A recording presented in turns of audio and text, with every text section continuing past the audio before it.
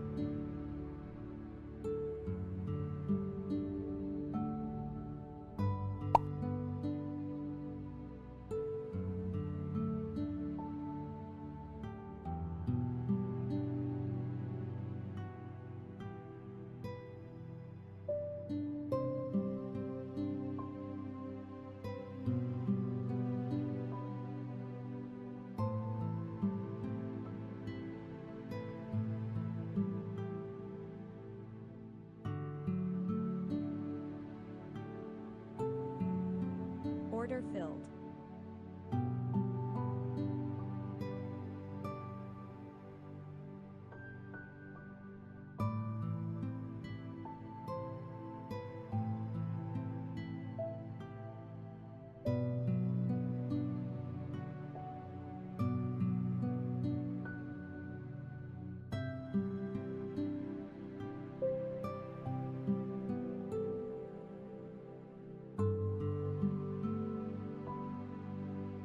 Order filled.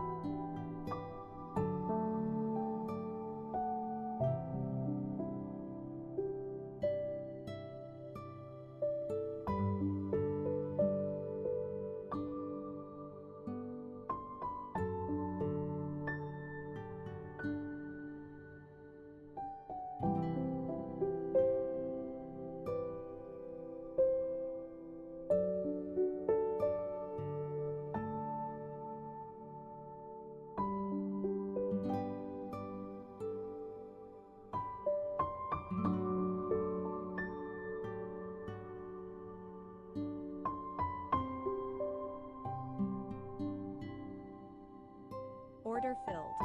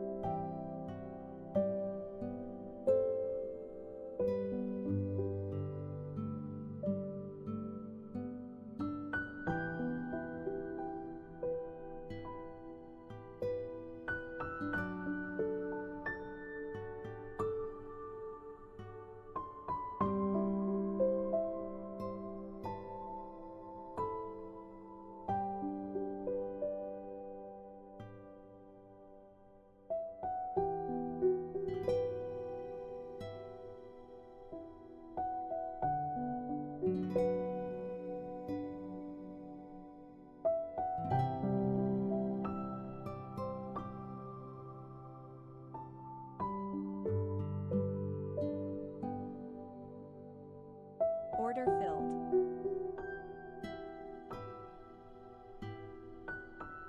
Order filled.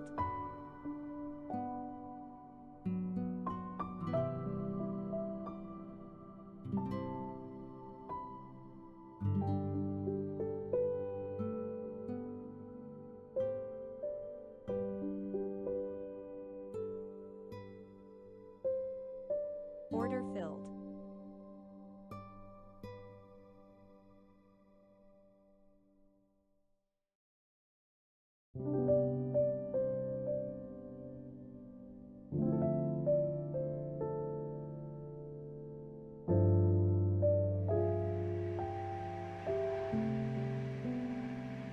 Order filled.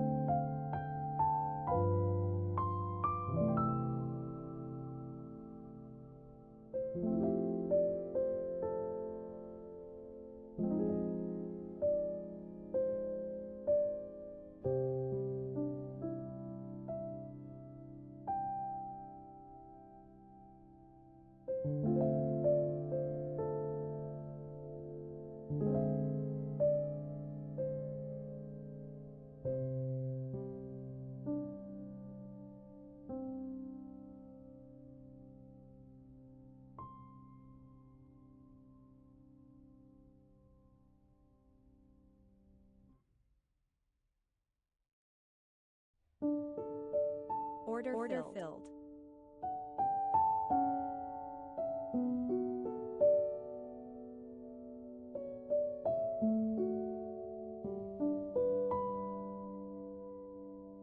Order filled.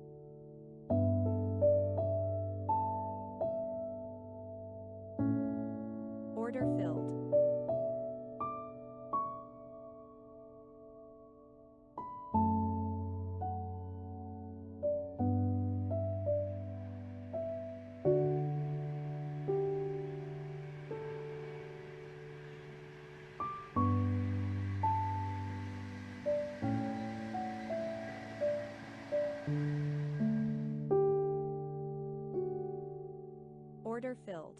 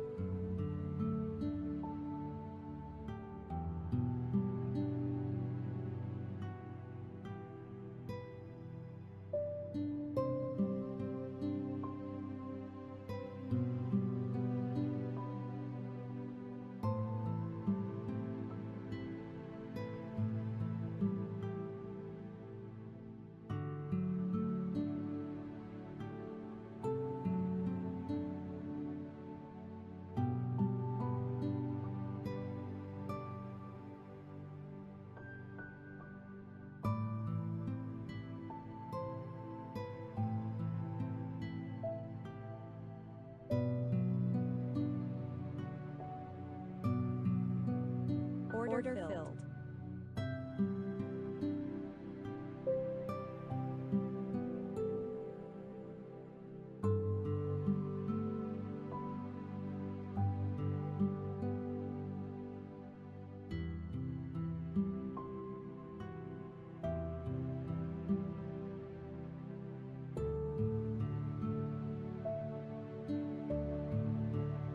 Order filled.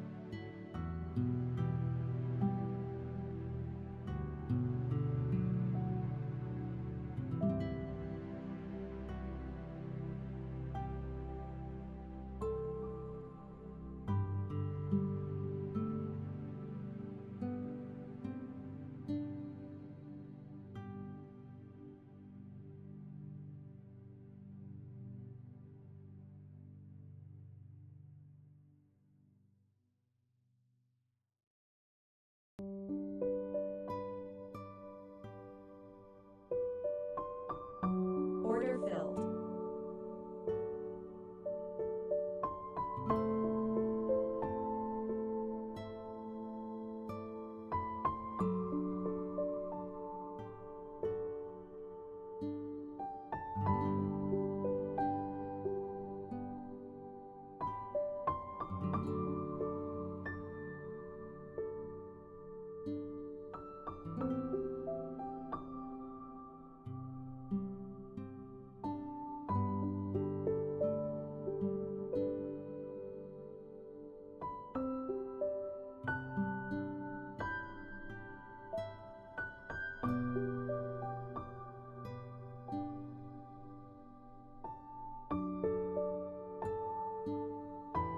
Order filled.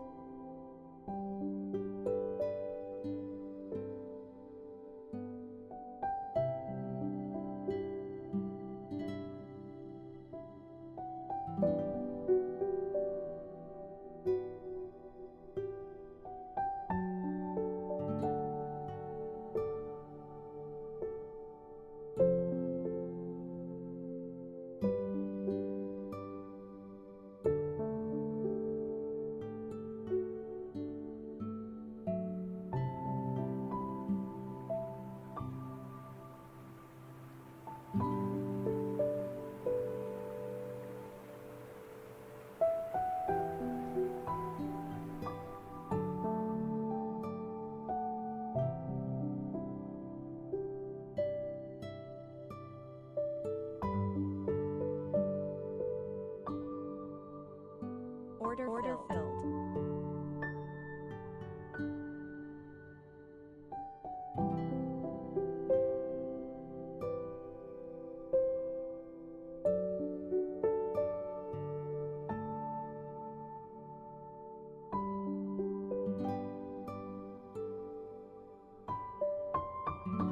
Order filled.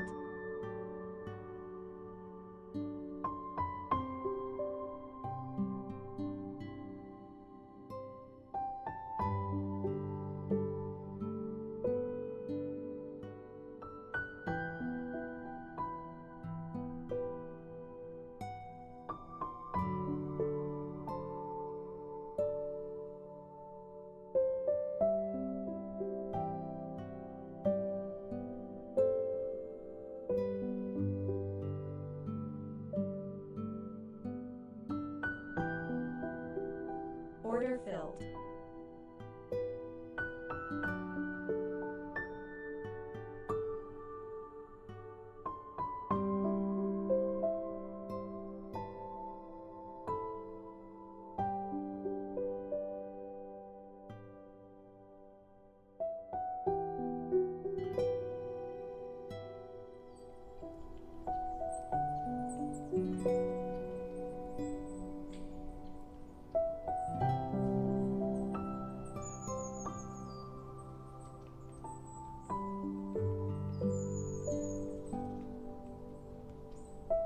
Order filled.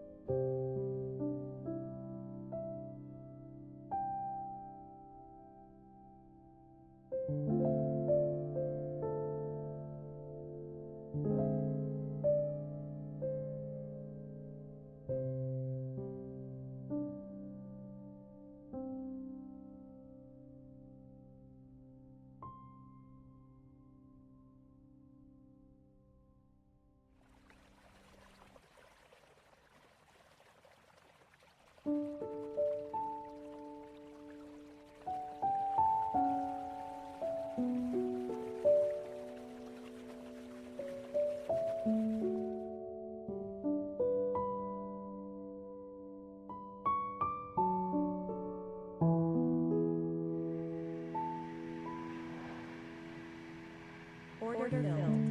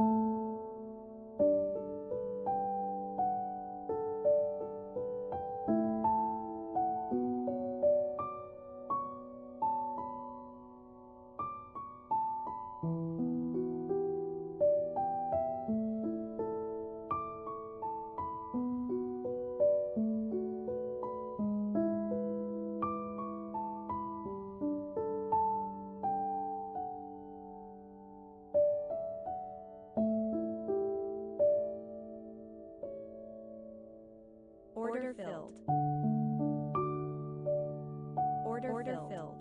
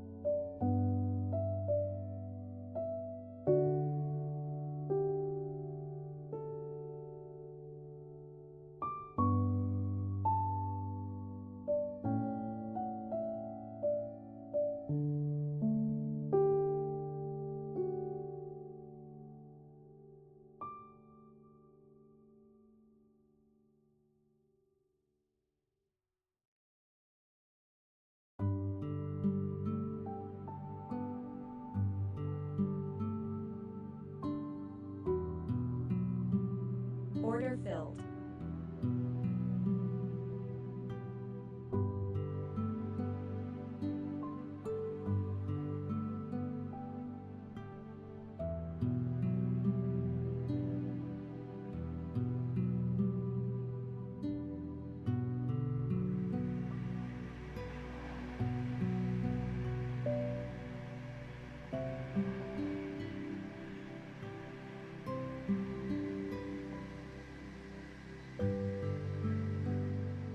Order filled.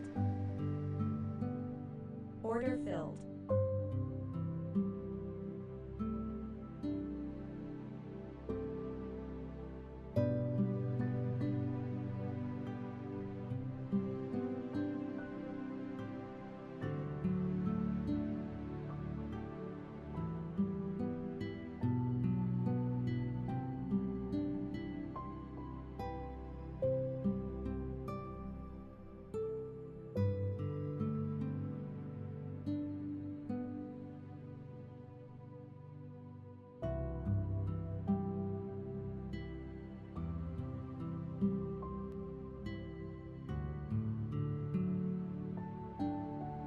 Order filled. Order filled.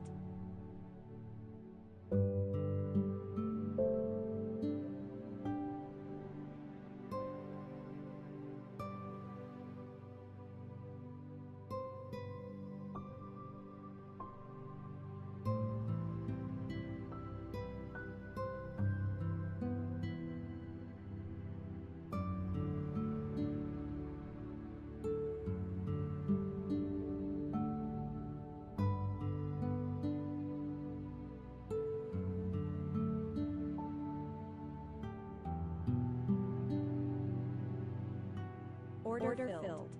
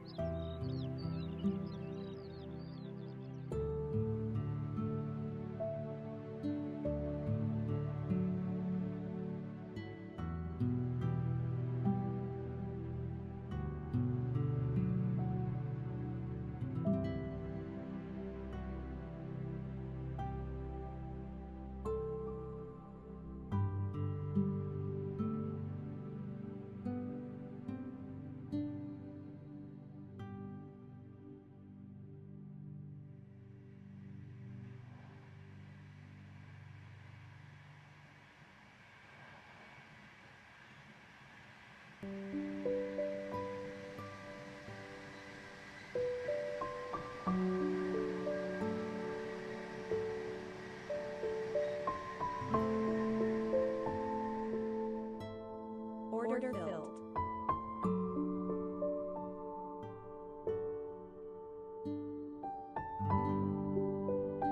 Order filled.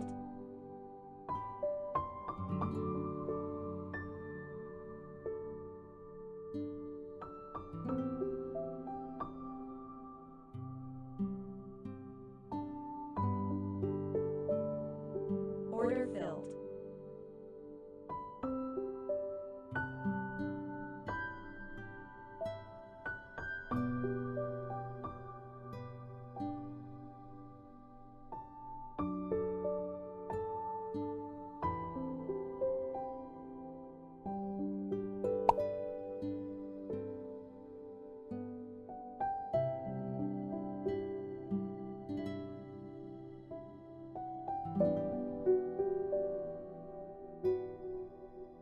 Order filled.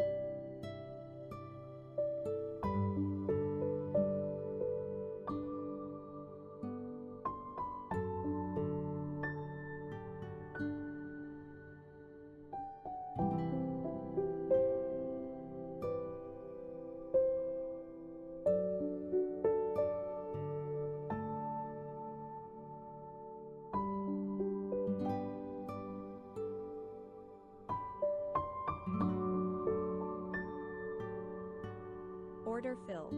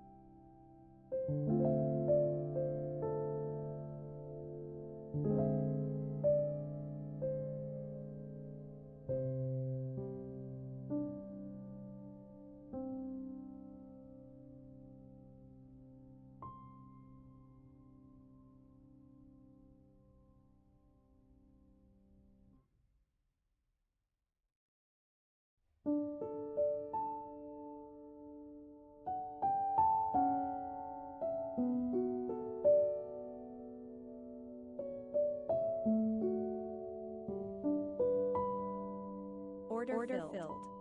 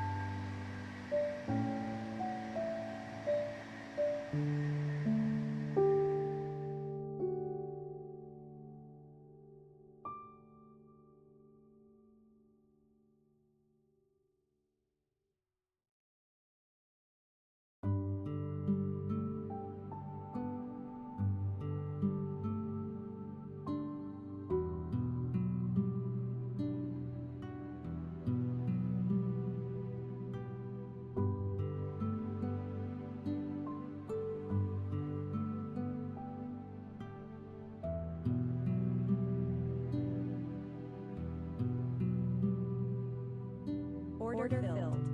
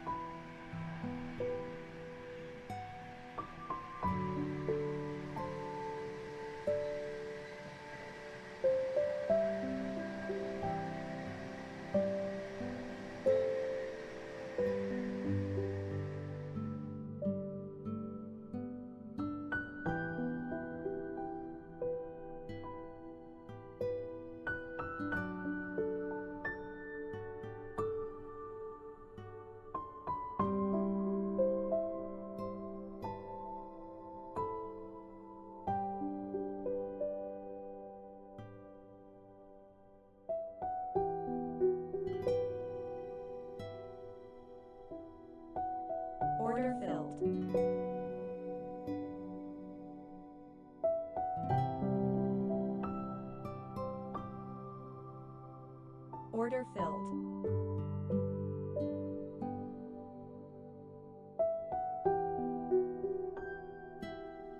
Order filled.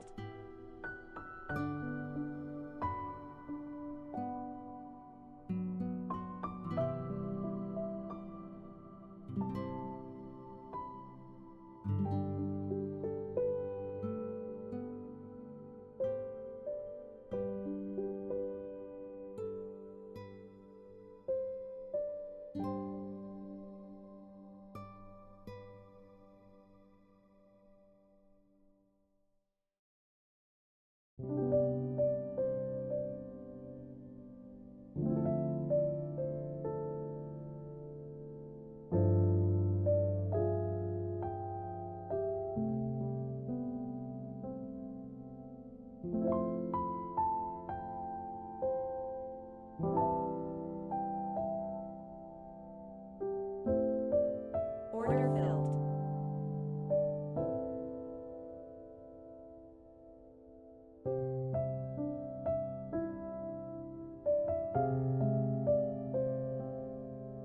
Order filled.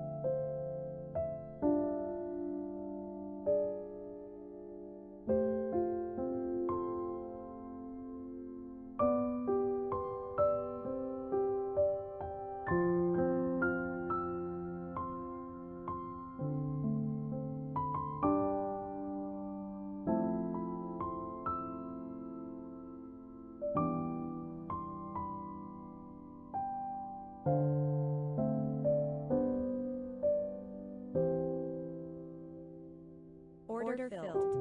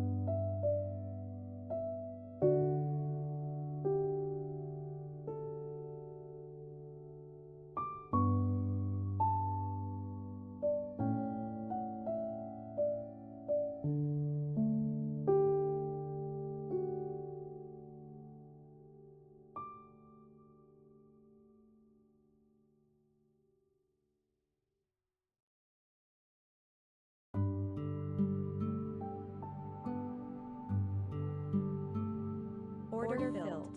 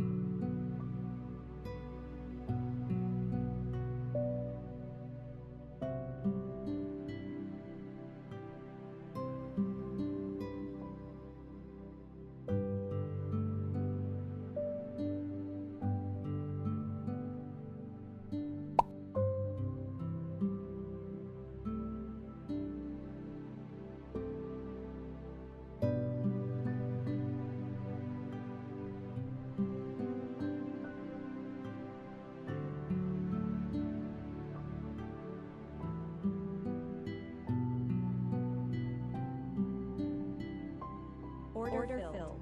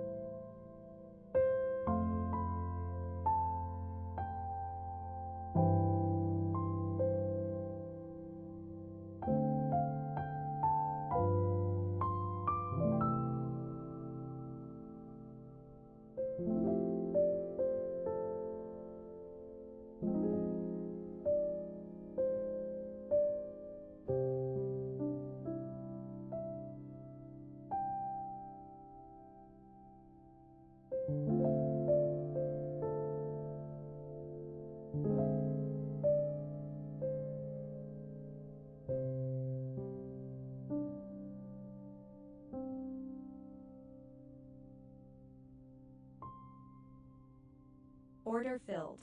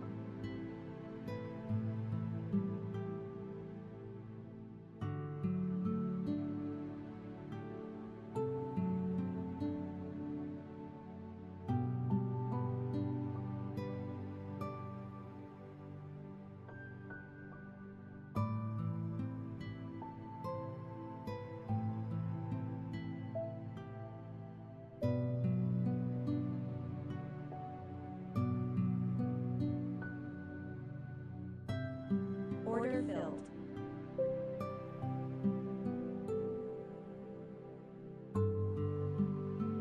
Order filled.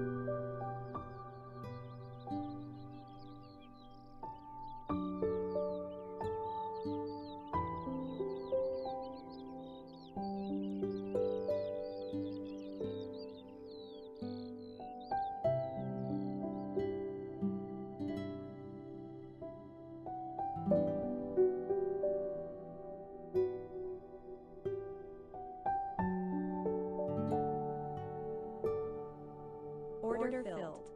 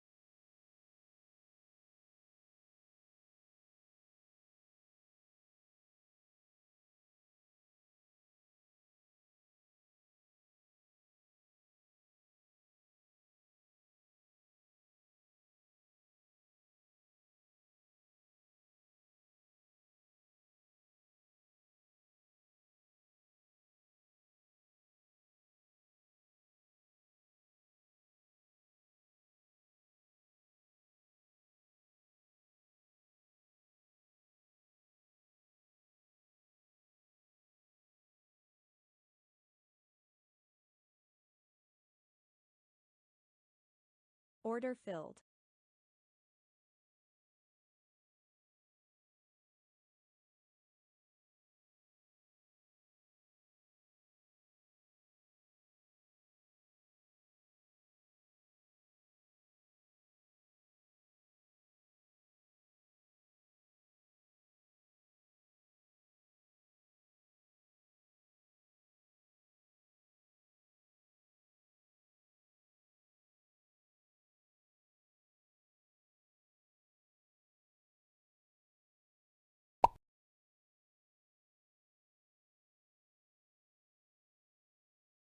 Order filled.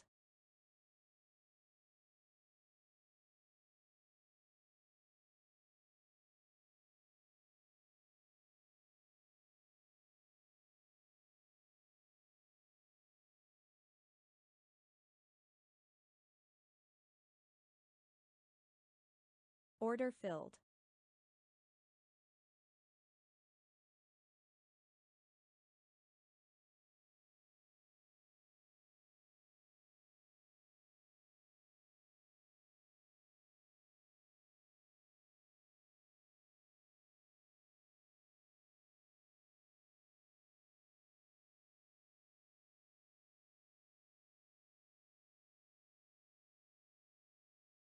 Order filled.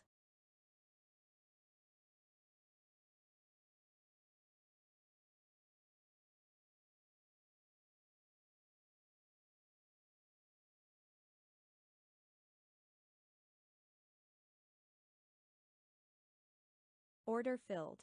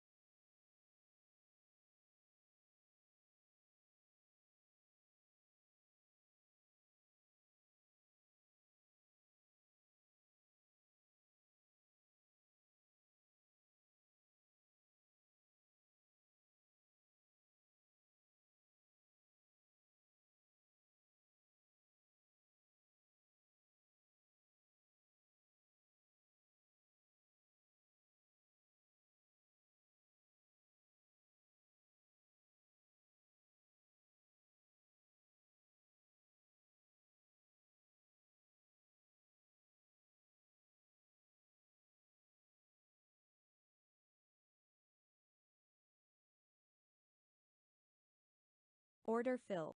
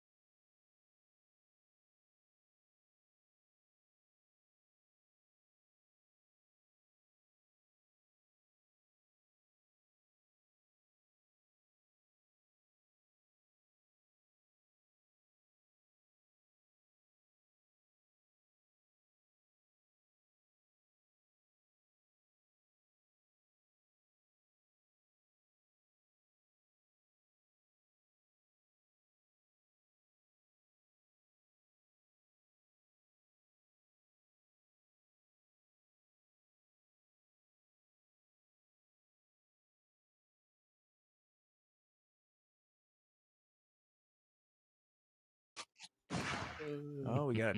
There we go. Oh, got it. Wow, look at that All number. right. Let's start at the bottom there. Liam took a $3,300 drawdown in his live funded account, slipped from fourth down to fifth place. Liam trading in a single live funded account. Brian P, he was on our live funded P&L list a little while ago, also trading in just a single live funded account. He made $4,100 yesterday, jumped from back into fourth place. He was in sixth place yesterday. Order filled. Justin lost close to $16,000 across 5 XFAs, still able to hold on to third place. Rafa dropped $5,000 in his live funded account. Rafa is now in second place after Chung's huge day on Monday. Chung made 160 grand on Monday, followed it up with another $17,000 yesterday. He's getting closer to that payout status. Maybe he was listening to us yesterday and scaled back a bit. Anyway, Chung is trading in 1 live account and 5 XFAs. This is now his Order second day filled. in the top spot on the leaderboard. A couple of quick shout outs. So 4 of our top 5 traders at TopStep are trading in the live funded account, and 3 of those 4 are trading in single live accounts, no XFAs. What does that tell you? Real trading. No XFAs. trading. No, that's what's up. Yeah, real trading, real accounts, real P&Ls, real top stuff. That's it. Real. Real. That's another reason why we went away from some of these affiliates, because they don't trade real. There's your final cap to that one. And they are real All right, guys. transparent. And they do screenshots of real stuff Your that happened NASA one shirt. time. Look at your NASA shirt. I love that thing. It's cool. Thanks, JD. Thank you, JD. Not living your You're an dying, ass. Dre. What if you were an astronaut, Michael? Top Step wouldn't be here. That's on my bucket list. Who here has a bucket list to be in space? Some people are like, no, I wouldn't want it. I'm like, what?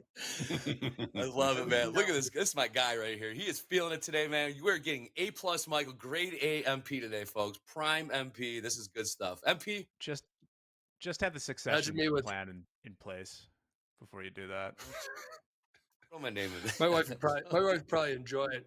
Hey, go on. Just make sure life insurance is updated. All right, coming into these 440s here. 18,440. Some of That's us are in 78% space long every crude. night. So fun email that just came through. I thought you guys were joking about the dog perfume. No. No, it's No, bought it. no, We respond. bought it. Respond to I Tim. just got the email from Tim. Yeah. So can you just confirm your address because we're gonna send you that dog Yeah. perfume. You're going to review it for us. All right. A quick update Yeah, on that is sure. that it is only available for pre-order right now in the UK, but we're gonna pre-order it for you, Yeah. Deanna. Thank you. Thanks, babes. It Yeah. comes with a collar. Get hype. Yeah, Amazing. who are you gonna do? Who's your favorite show pony, so to speak, dog? That you're gonna be like, this is my number one. You get the collar, you get the perfume, and everybody else can wish they were you. Oh, that's They're not Astrid Mimi. So yeah, Mimi? Astrid Mimi. Yeah. Mimi, yep. Mimi, if you're but listening- that's actually a name of my mom, Mimi, called her Marianne, but everybody calls her Mimi for some reason. So when we had the pups, she was the smallest, and we already named her Astrid. And then my mom was like, "Oh, can you please name her by me as well?" So now her name is Astrid Mimi, and she responds to both of those names equally. But she's very cute. She's pretty resilient because she was a runt. She's no longer a runt. She ate herself to number 3 spot in weight. Oh.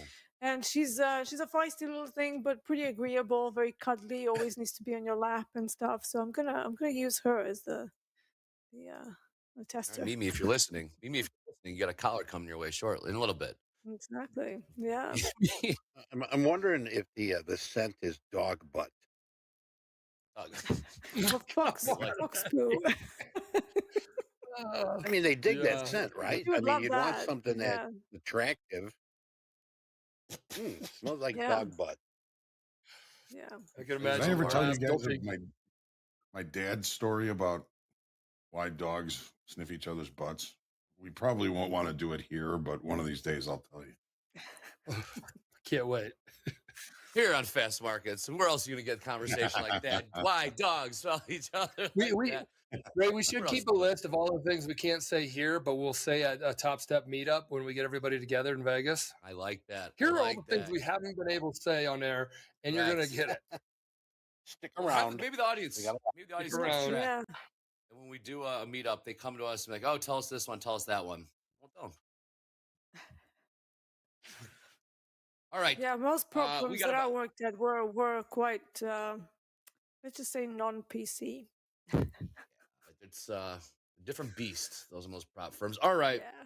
I'm going to throw it to my main man, Eddie, right now. We got some housekeeping to do around here on Fast Markets. Click like, click subscribe. A little light on the likes today. I'm having a lot of fun today, so Oh, yeah. I clicked like earlier. What's up with Yeah, that? I'll throw it to my man, Eddie. Eddie, what do we got for the plugs? Plugs. We got plugs every day on Top Step TV. Senior performance coach 35-plus year trader John the Hogue Hoagland will be sharing his key levels now with Top Step X. And all those years of experience from Hogue and our other Top Step performance coaches is built into a charting indicator that gives you an extra layer of confluence for any trading strategy. Now, to find this, what you got to do, as you got my chart up there? Yes, you got my chart up there. I've got this one already hooked in. But what you want to do is you want to come up here to indicators. Indicators and strategies. Ooh, sexy. Click on that. And what you're going to want to do is you're going to want to type in top. And there it is, real quick. You don't have to go Top Step, but there it is. Top Step daily levels. Click on that, and that's going to add it to that specific chart. Okay? If you want to add it to another chart, you can see they're just on this one. If I want to go to crude, I'm going to go to crude here, open it up, indicator, Top Step. So you can put just top. There's the levels. Oh, look at that. Isn't that pretty? Oh, that's just gorgeous. All right, there you go. There's your indicators for that. So hopefully that helps. I know that some of you were asking about it in chat earlier. Also, check this out. Everybody gather in. Everybody get closer. This is going to be cool. Top Step TV is introducing two new segments. All right. Starting August 12th, catch At the Buzzer with Coach Jay Monday through Friday from 3:15 to 4:15 here on YouTube.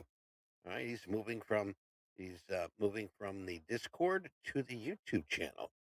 Starting August 11th, catch Globex Kickoff with Nick for a Tick on Sundays starting at 4:45 p.m. Central Time. All right, so I'm gonna remind you. I'm gonna tell you again, and we're gonna remind you about this. But we're moving on up on bringing you more content for your trading knowledge. Also, if you can, Trustpilot. If you like what we're doing here, okay, if you like Top Step TV, what we're showing you, the platforms, and what we're giving you, please take a moment to leave us a review on Trustpilot.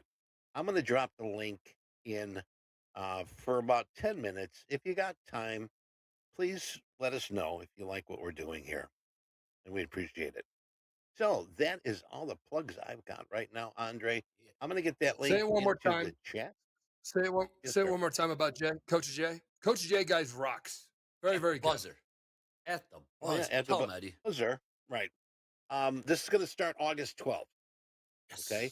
Coach Jay, Monday through Friday from 3:15 to 4:15. So right when we're done here from Top Step TV, you can go do a potty break, do whatever you got to do, come back 3:15, bada bing, bada bang, and you'll have Coach Jay for an hour. That's pretty cool. And we love Coach Jay here. He works very hard, and he's earned the spot where he is today. For Yeah, sure, Coach Jay, yes. at the buzzer. At the buzzer. When earnings season is hitting, he's going to be talking earnings. He's going to be recapping the trades. He's going to go not only talking about NASDAQ and ES and YM and crude and gold. He'll be talking about hogs. He'll be talking about cattle. Anywhere where there was those big moving, big opportunities. So he's going to spray to all fields and just talk about recap the day, preview the following day coming up. Again, when earnings season is rocking and rolling, he's going to be all about earnings. So, yeah, really excited for At the Buzzer. Shout out to Coach Jay. Taking some much-deserved rest Order time off filled. this week. Just getting ready. Fired up next week. Love it. Yes, Top Step TV expanding programming. We got Dean here, taking over London. We're going to keep growing that London thing, too. And You know who also Coach Jay out of New York. expanding We're going global, baby. the range. You heard about Hoagland's Heroes. Eddie, what are you calling your team? You have a name? Horns of Plenty. What is it? Horns of Plenty. Horns of Plenty. Horns? Oh, Horns. Eddie Cornucopia. Horns. Got it. Yeah. Heavy horn, yeah. It took me a second, too. What? Took me a second. The E-Money team would be good. But, okay, the Horns, Horns of Plenty. Okay, the Hoagland's Hero. These, and then JD, what's Team JD or whatever your name, naming your team.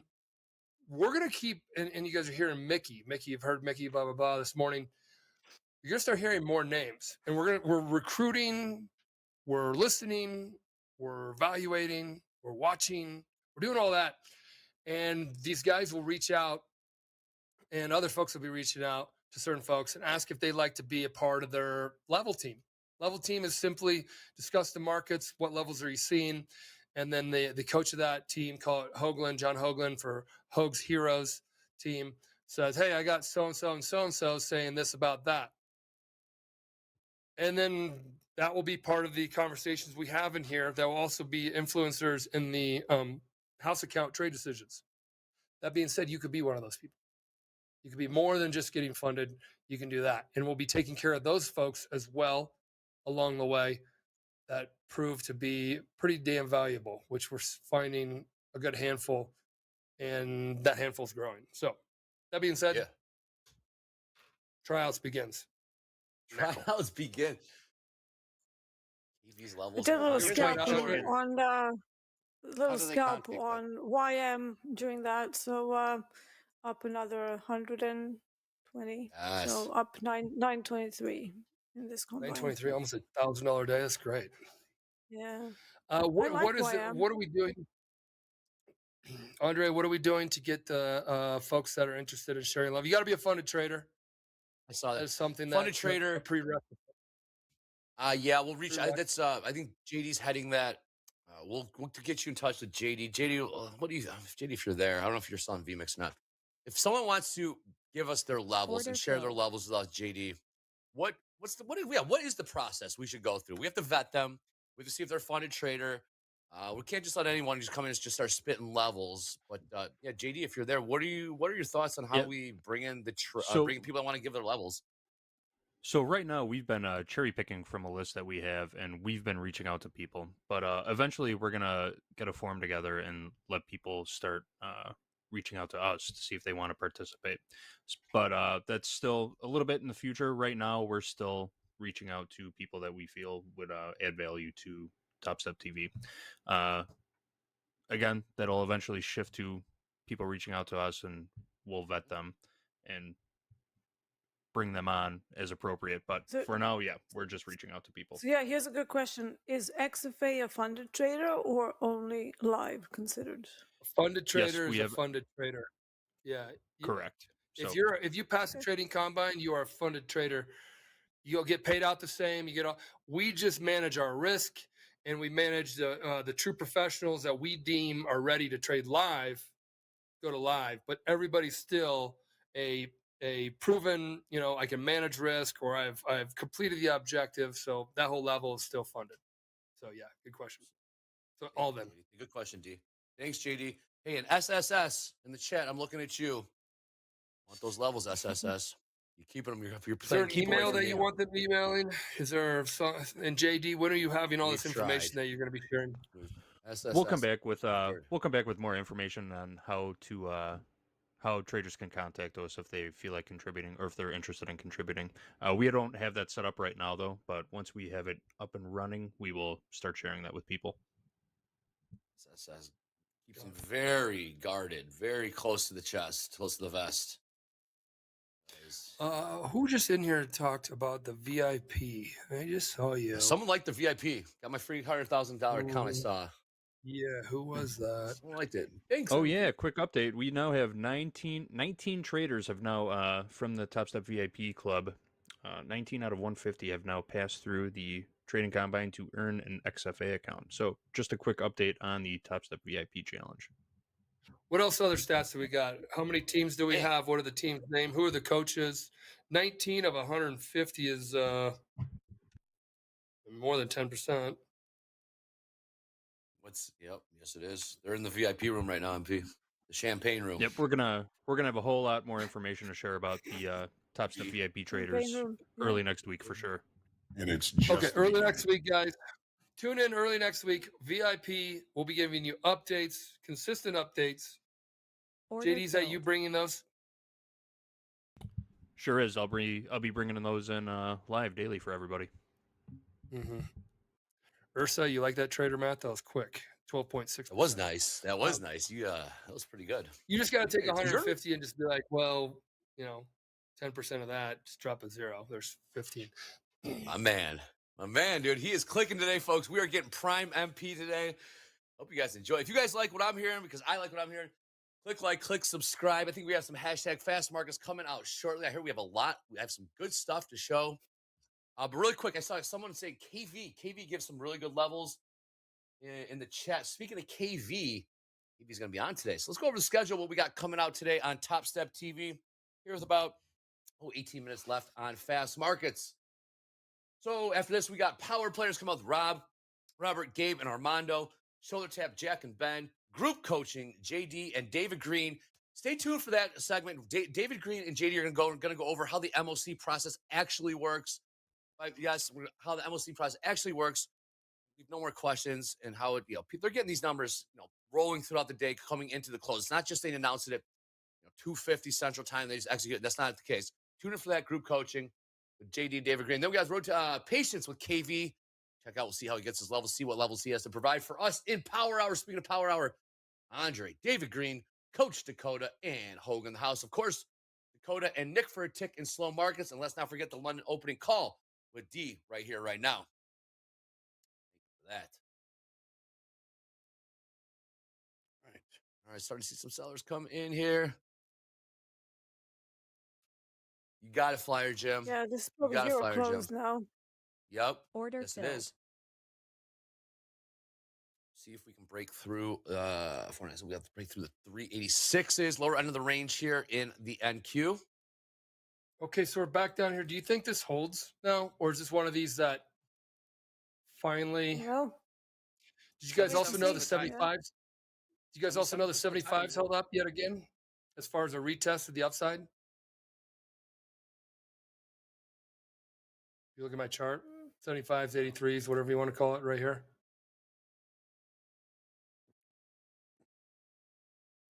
Yeah, I don't know. My eyes are just uncomfortable looking at middle ranges on a day like this. It's weird. Enough. Mine Enough. too. I just can't see see what that you're as a risk limiter. Yeah, because I'm just like, oh, there's an originating high up there. Well, here's the thing. 7 out of 10 times this trade will work according to Edgeville, right? So 1, 2, 3, Yeah. 4, 5, 6, 7. This would be the 8th or 9th try, this lower end right here, based on the 5-minute starting back at pretty much the open last 2 hours or so. All right, help me out down here. What are we looking at? See if it holds. Well, if we're going to stay Well, range bound, I mean, it just hit low of Not value long, for yeah. today, which was 437. But there's still some considerable risk on that trade. Yeah, that's the only thing. We're not quite at the bottom yet. Like, we are 39 handles away from the low.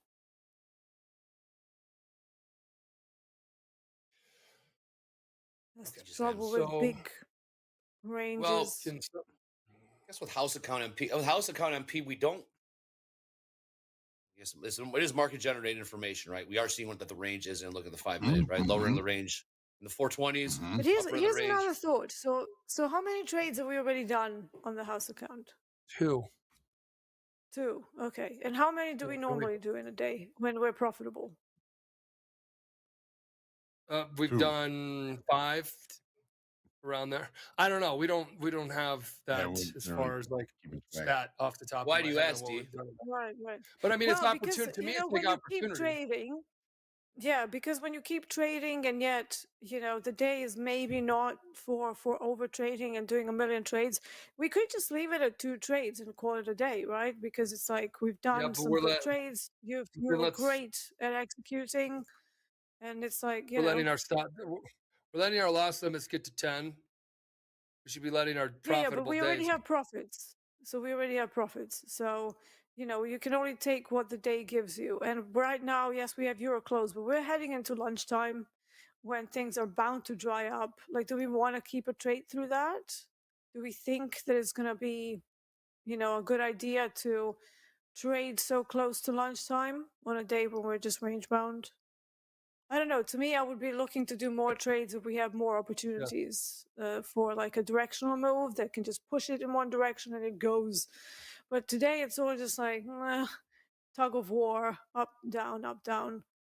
And lunchtime, things might go dead, And then if we lose, it's gonna be like, oh, And we're we should give pissed. some back. And we're pissed. Yeah, we're- exactly.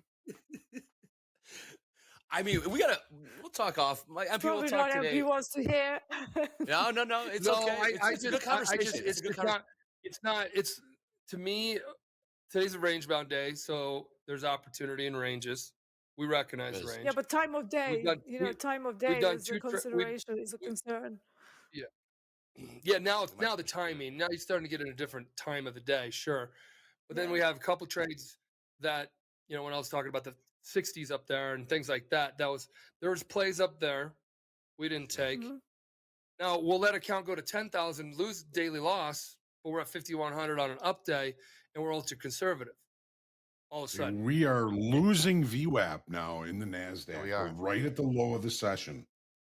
We just extended Can the somebody update me on- VIB. yeah, Mickey said something 385, down here, John. 386 is targeting 386s.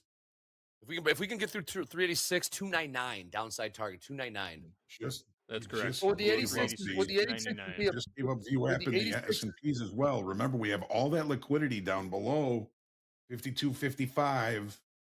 Order Let's see filled. if it's still there. John, your level right here are the 83s. Why'd you have these levels? I don't have it off the top of my head. Andre, the levels. Value high from yesterday. Now we could give a value area special situation play as well. Failed auction as well, and back into a Or a range. failed auction. Haven't Yeah, taken we'll out be the low in the right. S&Ps It's a just line in the yet. Oh, sand, there yeah. it is. There it is. Yeah, we just The gave up target. VWAP, so this could be a decent Yeah. short, as long as we stay below the initial balance. All right, if we can pull back to 86 Which is as what? MP, maybe we take the short. We take the short if we pull back to 86. Initial thank balance you. in the And again, NASDAQ I'm is just gonna say 405. time of day. I'm just gonna say Sure. time of day. Lunchtime coming. Do we want to be running a directional trade into a lower liquidity on already a low liquidity day? On an off chance that it might catch a runner when we've been barcoding for most of the day. So that's just my We've take. been barcoding for most of the day. And now all of a sudden, now all of a sudden are we expecting this directional day to Push. happen? I get you. I mean, this would probably be good for power hour or something where we have the Mhm. push But from give it- but- bonds closing and MOC and everything. So that could be a power hour trade. But lunchtime, I would be very skeptical of this move. So given all that, if we would have taken what was Mickey's and Hoag's. Hoag's was 80. Hoag, you explain it. You know Mickey's and you know yours. The market came down to that, and right when it touched those, it Yeah, slipped all the way 386. down to. But it's firming back up to it. I gotta look at my levels. Oh, the Mickey range had broke. We broke 386. I remember that number. 386. 386. Yes, 386. Yeah. We broke And then out. if We it broke broke 299. 300. Oh, Yeah, 299. 385 was last week's low. Okay. We're being too reactive. This is after the fact trading. Mm-hmm. Yeah, but to me, this doesn't have enough information. We're just popping into value and still undecided. Like, does this hold below the initial balance and into value? That's the real question here. Order If it filled. does, yeah, there's a trade there. If it doesn't, then we'll be in trouble because it's just going to ping back. The only reason I like it to the short side is because we gave up VWAP. I mean, we held VWAP all night long, and now we just gave it up. Now we're coming back into value. We've got all that liquidity down below, which, by the way, is still there, 52, 55. There's 2,600 on the bid down there in the S&Ps. Order filled.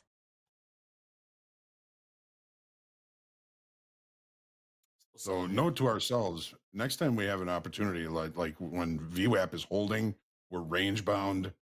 Once it gives it up, sometimes that's the buyers just kind of giving up on it. And it certainly looks like that's the Damn. case now.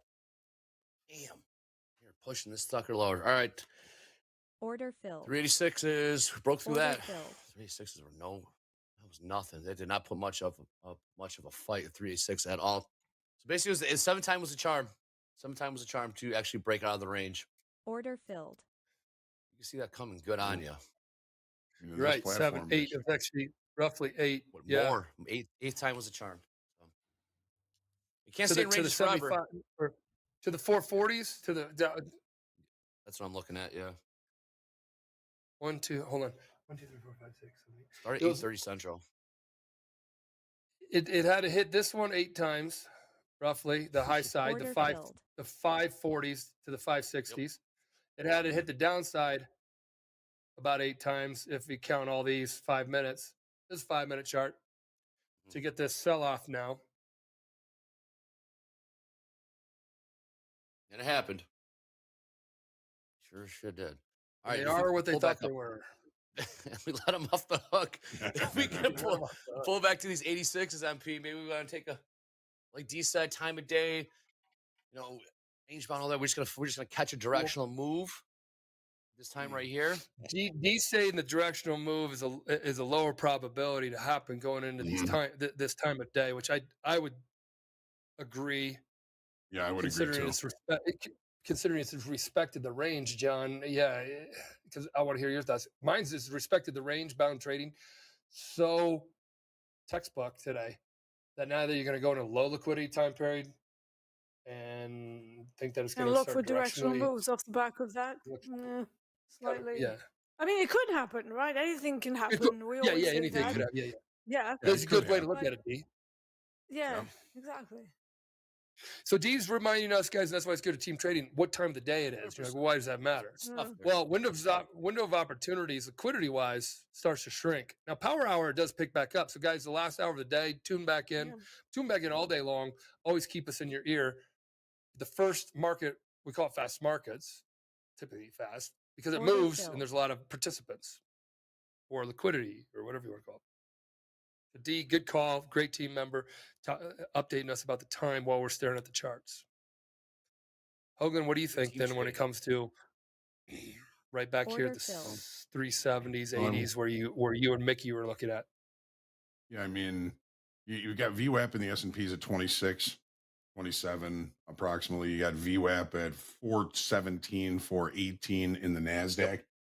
You know, with time of day, you know, the possibility of continuation is a little bit less, but as long as we stay below that 405 level, the IB low in the NASDAQ, I'm looking for continuation or looking for shorts. As long as we stay below that level, we've got a few minutes here to wait for the next 30-minute bar to open. And if the next 30-minute next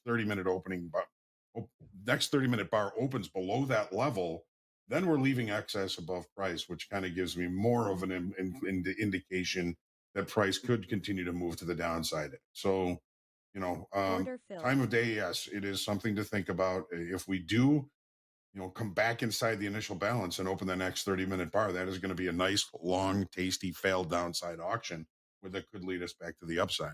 My concern is maybe, you know, depending on what platform you're looking at, you know, we got value high, TPO value high yesterday in the NASDAQ of 18,429.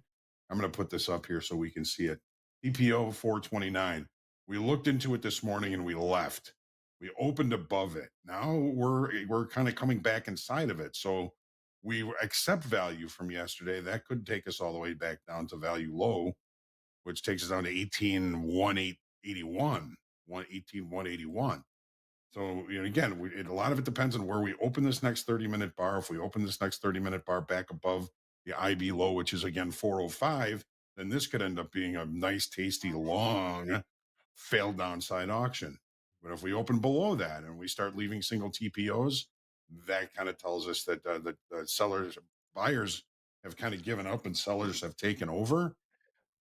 So a lot of it is, you know, wait and see what happens at 11 o'clock, see where this opens up. We're already kind of leaking back towards the initial balance low in the S&Ps, which is 53, Yeah. 23 quarter. So that is, you know, that's indicating a potential failed downside auction. And then the move is back to the upside. There's the 86s. Order filled. 85, 385s, 379s. We're right there. We ripped right through them. Now we're up at the 18,390s. Find it right John, back up. everything you were saying is saying what? Summarize it all very, very quickly. So if we were to open the next 30-minute bar down at this level, that's going to leave single TPOs. What level? And oh, here it is. So here in the NASDAQ, we're already kind of rejecting this down here. So if we open the next 30-minute bar D above 405, which is the IB low, then there's a possibility of a failed downside auction and a push back to the upside. So back into the range. Back into the range. All right. If we well, while open- we Next wait- bar. Last second, If we open Jack. I don't want basically to around 400, if we open below 400, then there's a chance of a further directional move. So it's got to be a Right. situational awareness thing. Yeah, and that all happens in 6 minutes, right? 30-minute bar. Right. Yep. 525. Yeah. all right. Keep well, an we eye got out, something guys. That will Let's happen do it, in Jack. 30 seconds. Speed round. We got to Let's- get this done. Series 3 MP. always comes. MP. I wrote this MP question somewhere. too, so who knows if it's Oh, completely dear. right. But here we go. The ultimate counterparty for each buyer and each seller of a futures contract is A, the CFTC, B, the trader on the I know opposite this. side of the transaction, I got C, this. the clearinghouse, or D, the exchange. Kitty cat. Order filled. It's going to be C, right? You guys are saying Yep. C? Yep. This is a speed Exchanges round. bring the data for the price and I don't even, the clearinghouse is the order they match you up. They guarantee Yeah, both they sides. act as, they basically act as counterparty default risk protection, Yeah. correct? So To they every, have the- to- this- to every yeah. trade. The CFTC patrols the neighborhood. So yeah. yeah, Trolls the it's a neighbor. regulatory body, yes. Coppers of the finance. What's wrong world. with you? What is wrong with you? He's right. He is right. It's just the way he says it, D. He's Yeah. 100% right. That's It's just great, his I love aw it. shucks. It's Yeah. 100% right. He patrols the neighbor. So, Patrolling the you know, neighborhood. is it? You see, people will remember that because somebody says, "Oh, it's a regulatory body for the futures." It's like, no, it patrols the neighborhood. Like I remember 100%. that many times over. The dry description that we usually have. Order filled. The NFA hosts the block party. The clearinghouse. let's see the answer. It is Oh my clearinghouse. gosh. Right. You guys are That was an great, easy one. man. That was a good one. Yeah. You guys. All right, MP. So what do you want to start here? We came up with this on the last second. We got about 1 minute left here on No, I fast thought it- markets. I thought about it last night, and I really enjoy this, and I want to try it out. It's glass half full thing. We do it in a company meeting, and everybody can do it in here. It's a really good positive thing. It's basically say what you appreciate. At the very end of fast markets, I kind of want to be like, hey, I appreciate working with you, Deanna, on just recognizing the time of the trading day.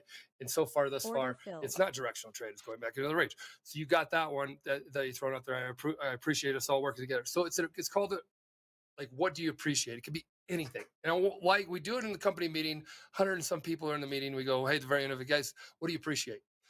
Gives you 1 second to reflect on one thing that you appreciate in your life. And if you forget about doing that, then you're not smelling the roses. So that being said, let's try to keep a glass half full, positive type of vibe going. What do you appreciate? Throw it in chat.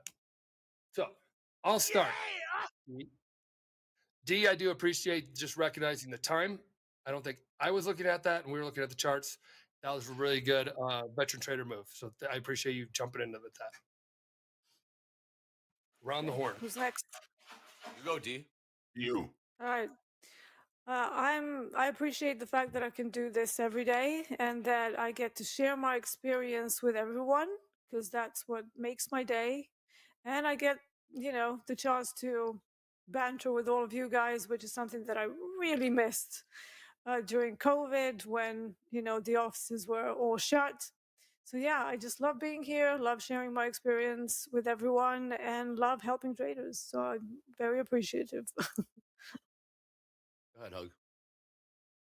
I appreciate my God, my family, and the fact that I get to do this every day. I really appreciate the fact that I get to hang out with traders and talk trading every day. And again, God, family, and fun.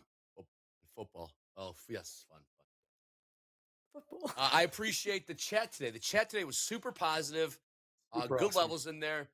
Super appreciative, super supportive of other traders. I saw no bickering, no fighting. You guys are all. I saw no bickering, no fighting. You guys are all. To be long up there, and you let FUMA. Yeah,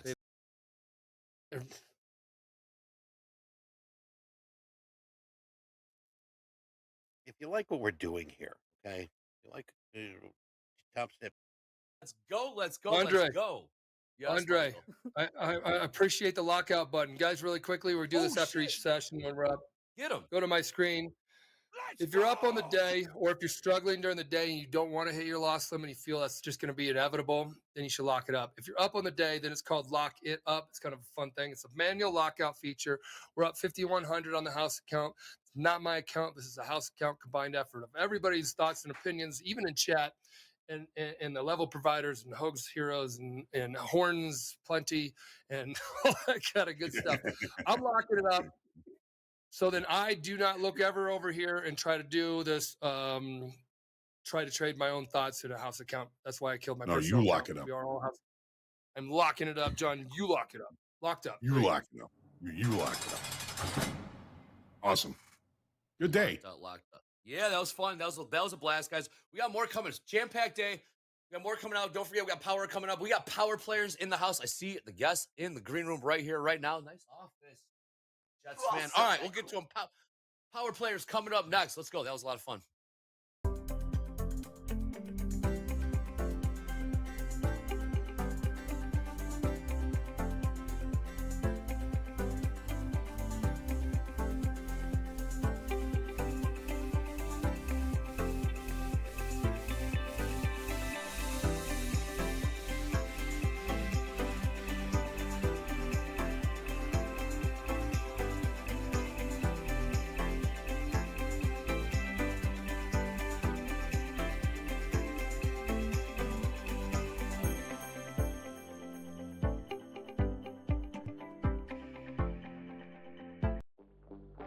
Top Step was created from an idea born out of the trading pits in Chicago.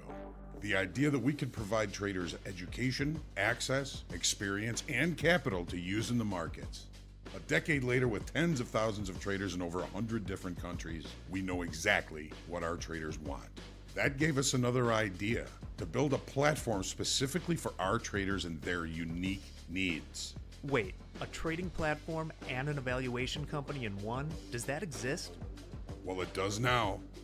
Introducing TopStep X, the first of its kind trading platform built by and for futures traders, creating the first end-to-end ultimate trading experience. TopStep X is purpose-built for your unique needs, using over a decade of insights, customer feedback, and experience. Featuring integrated licensed trading view charts, our proprietary trading indicator, the Tilt, a built-in trade copier, our own dedicated data feed direct from the CME, and even a live stream of TopStep TV. And get this, with our extra fast connection, once you sign up, you are trading within 30 seconds. No connection instructions needed. It's web-based, so you can use it on your Mac or PC, with a dedicated mobile app for iOS and Android coming very soon. We haven't just built a trading platform. TopStep X is a fully immersive trading environment, and it will continue to evolve with new features, becoming your go-to source for trade execution and funding, education, community, support, and even entertainment. Oh yeah, never pay any commissions on TopStep X. That's right, TopStep X is the only platform in the futures industry that has no commissions. Experience the future today.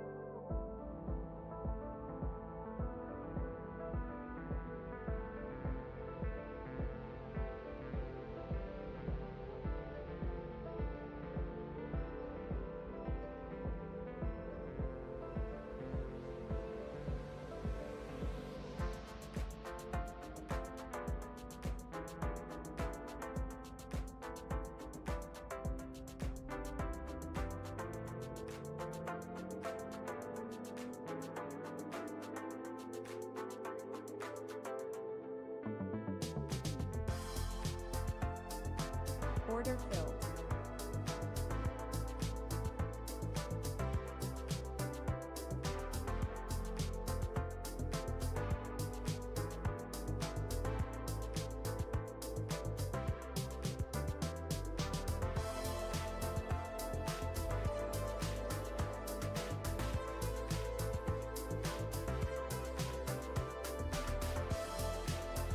Order filled.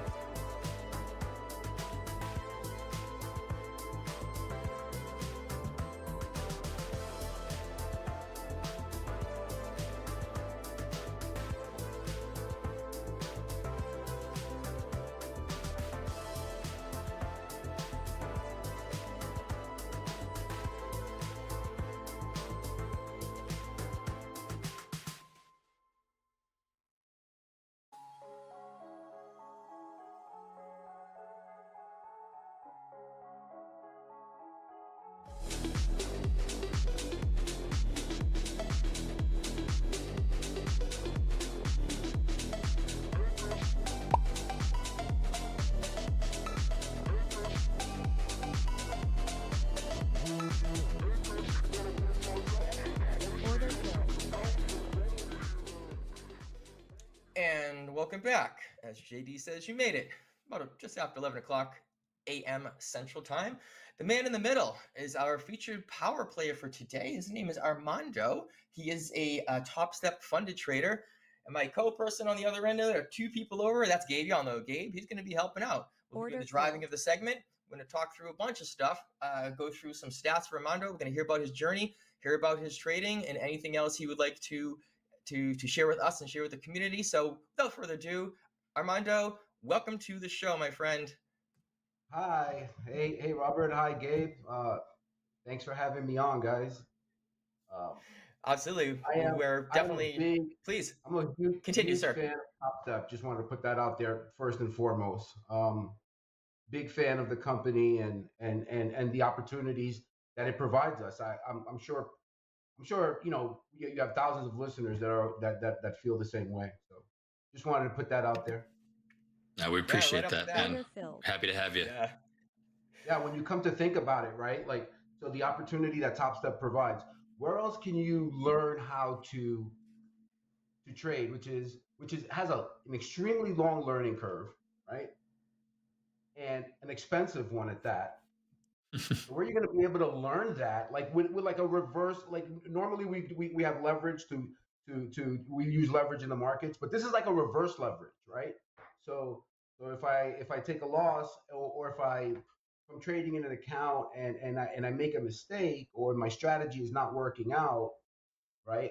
I'm basically the losses of whatever that failed edge is a fraction of the cost of what it would be in a real money account, right?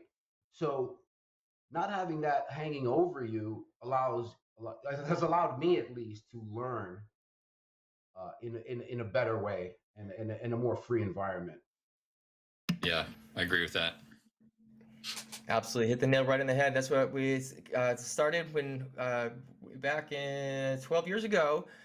Experiential learning, as Michael Batak says. You go in there. He lost the story of the $30,000 accounts. I said, wait a minute, there's got to be a better way. We need to be able to do something, and that's what you do. You do your practice. You do the combines, and it's been going that way for 12 years. Technically about 14, but then it turned to Top Step about 12 years ago. So we get a birthday. 12. Wow. It started 14 years ago, but the first couple of years were just kind of getting going. Top Step itself, 12 years. Yeah, just had a birthday. We got some good stuff coming up for the birthday.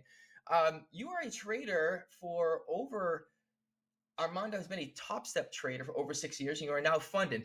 Tell us a little bit about your journey from not trading to trading, a little about your background, and then I'll see what Gabe has to say about that. Yeah, sure. So my first exposure to markets was just out of school. My first job was working for Bloomberg. So I started off on their analytics desk, which, in hindsight, this all kind of like molded me and made me, the trader that I am today. So being on the analytics desk helped me in a lot of ways. Just, knowing, seeing how different hedge fund managers and so forth how they went, and the different statistics that they would be looking for. So that was it. That was a great initial exposure. From there, I only spent about I want to say 6 to 8 months there, and I was at Bloomberg for a total of I think 8.5 years. From there, I worked on their trade desk. So we were primarily responsible for order execution and connectivity. So that gave me kind of where the rubber meets the road, where the how these traders were executing and what they were executing. And although I could not make out really what they were doing, it was enough to light with the spark that lit it, right? So from there, I just began a quest of learning more about the markets and trading in general. So yeah, so that was once I left Bloomberg after about 8 years, and on and off while I was there, I had some mild Order filled. trading experience, right? Nothing too serious. And it was primarily in equities, right? Order So filled. after that, I figured as I was trading equities, I realized that Order I filled. can't really make a living trading these equities the way I was doing it. So like trading Apple for a 20 cents or 30 cents game, I was like, this doesn't seem like what the guys that I was watching at Bloomberg doing. Like I just didn't understand it. So that kind of curbed my interest in it. But soon after, I discovered futures, and from there, I learned, wow. So okay, so they have this product futures, and this allows me to trade and to see that I can actually make a living trading. And so yeah, so that's kind of like how it started and how I got into it. And I had 5 or 6 years of just Order losing, filled. you know, um, super enthusiastic. Fortunately, I had a business at the time, and I've always had a side business apart from trading, right? Because how else was I going to fund my life? Certainly wasn't funding it from trading at that point. Um, so yeah, at that point, I realized after I stopped. Well, I was losing for a lot of years, but my enthusiasm was always there. And yeah, so I just kind of kept grinding it. Obviously, I would save up some money to have an account and to create an account. I would get an account, and then I would kind of blow that. And then a couple of years after that, I found Top Step, and like I said earlier, so once I wasn't trading my capital, like I don't think I was learning anything truly because I was so stressed out about making money. But once I found Top Step, I think that's when. So I always like to bookmark my beginning of trading at that point because I think that's when I really started to learn. Makes it easier. You don't have to worry about losing your own funds like that. Gabe, what are your thoughts? You see the stats? Yeah, I was actually going to ask Armando a question. Do you actually? I followed a similar path, so I can relate to a lot of what you were saying in terms of just your journey and balancing a source of income on the side to kind of alleviate some of the stress that comes in from wanting to. It's not a bad idea to have I love the dream of being able to replace a full-time income with trading, but most people aren't at that point right out the gate. It takes a lot of time, as you said, to develop the skill set. So do you feel like your experience would have been longer in terms of the pain of suffering through learning if you didn't have a job funding the rest of your life at that moment? Or do you feel like what's that mindset look like when you have a job versus when you don't have a job and there's no other money coming in, to where all the pressure is on you for actually making money in the markets? What's kind of your take on that, or any thoughts? Yeah, so that's an interesting question, right? Because I think that it would be, again, it comes down to learning, right? Like so first off, not to float off on a tangent, but let me just say this. So it's so difficult. Like lessons in the market always come after the fact, right? So we'll have a trade, we'll see the conditions, and we'll figure out why the trade didn't work, right? So we learned that lesson. So it might be another month or two before those same conditions present themselves again, where you can apply that lesson that was learned, right? So just having a realistic understanding of the time component that it takes to learn these things. So like we can be, it's very easy for us to be hard on ourselves, right? For not being successful. But before we even get there, we need to ask, well, hey, am I giving myself the best chance to learn this stuff, right? Right. So I think that if once you remove the component that it is your money and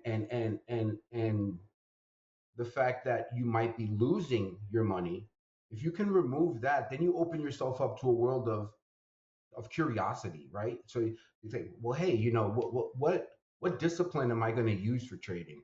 Am I going to be, am I going to primarily use Elliott Wave? Am I interested in using strictly market profile? Am I a chart pattern trader? It allows you to ask these questions where if you're there and you're bleeding money, like, I don't care. Market profile, Elliott, who, I don't care. I just want I just want to see a green. I just want to see end the day in the green, right? So I think that if removing that stress of that the money adds to it is really the benefit in Top Step. I'm gonna sound like a commercial here in a moment, so I'll try to go back. I'm gonna try to get back. That's all good. Standing. But It's yeah, all good. We appreciate so it. after that, so I was fortunate enough, like I studied pretty much every discipline. I studied Elliott Wave, obviously market profile, Tom DeMark. I've done every chart pattern. I love chart patterns, but it was only when it was only when, Order like, for filled. lack of a better term, that the money didn't matter, that I was able to start learning, and that was like so then I feel that was the beginning to consistent profitability. Yeah, it's a good thing, a good way to put it, where, once you do have your own money in your account, it is a different animal. It really is. I started the same way. This is your story, but I started with my own money also prior to Top Step and before any type of prop. I didn't know about it. And the same, just like everybody else that starts out, you just lose a lot of money, and it's a very expensive lesson. Now that you have this, you can at least learn without it costing a fortune. And then as you get better and go through the testing, now you can have some real funds to play with. And it's, I do think it makes a big difference as well. Yeah. Well, you're I trading agree. Gabe, you want to add on to that before I jump? Yeah, I mean, I can relate to the, MP, and I think that a lot of us in chat and just in general in the world of trading, the trial by fire in a live account, when you start to enter the markets privately in just a personal brokerage account, it tends to kind of blow up on you pretty quickly if you don't really have a plan, don't have any real, trade management strategies or edge, obviously risk management coming into that. I blew over 15,000 of my savings throughout my younger years of really exploring the markets. I would have loved to have known about Top Step at that time of my life, even just because it would have allowed me to avoid at least just that substantial amount of funds would have probably been fractionalized in terms of my loss during that time of trading and learning how to do this successfully. So we all seem to go through that. Armando, did you have any trades on today? You have 5 XFAs, 3 of them you built up 5-figure balances in 5 figures on 3 of them. And excuse me, you have 6,500. Let me correct that. 6,500 on 3 of them, and then you built up 5 figures on the others, which is amazing. And in the green room, we caught right beforehand, we were talking about a monster day yesterday. Why don't you tell us about that? Tell us about your trading style and what you see, what you look for, and how your trading goes, please. Yeah, sure. So so yesterday I had a phenomenal day. It's like, some days you're trading in the market, it's like you can do no wrong, right? And then some days it's the complete opposite. It's like nothing you do works. But yesterday was a really good day. I think I had close to 31,000 across all the XFAs in profit. So definitely happy about that. And so and as far as coming into today, so typically when I have a good day, the following day I am. It's what I call, with my buddies who I chat with. I call it PWE. So I call it post win euphoria, right? So the day after you do really really well is probably you're at most risk. So realizing that, learning that over the years, the day after I have a really good performance, the day after I am what I call I'll enjoy the win, right? And so I'll size down, and I tend to only want to trade the best of the best setups, because trading is a business, right?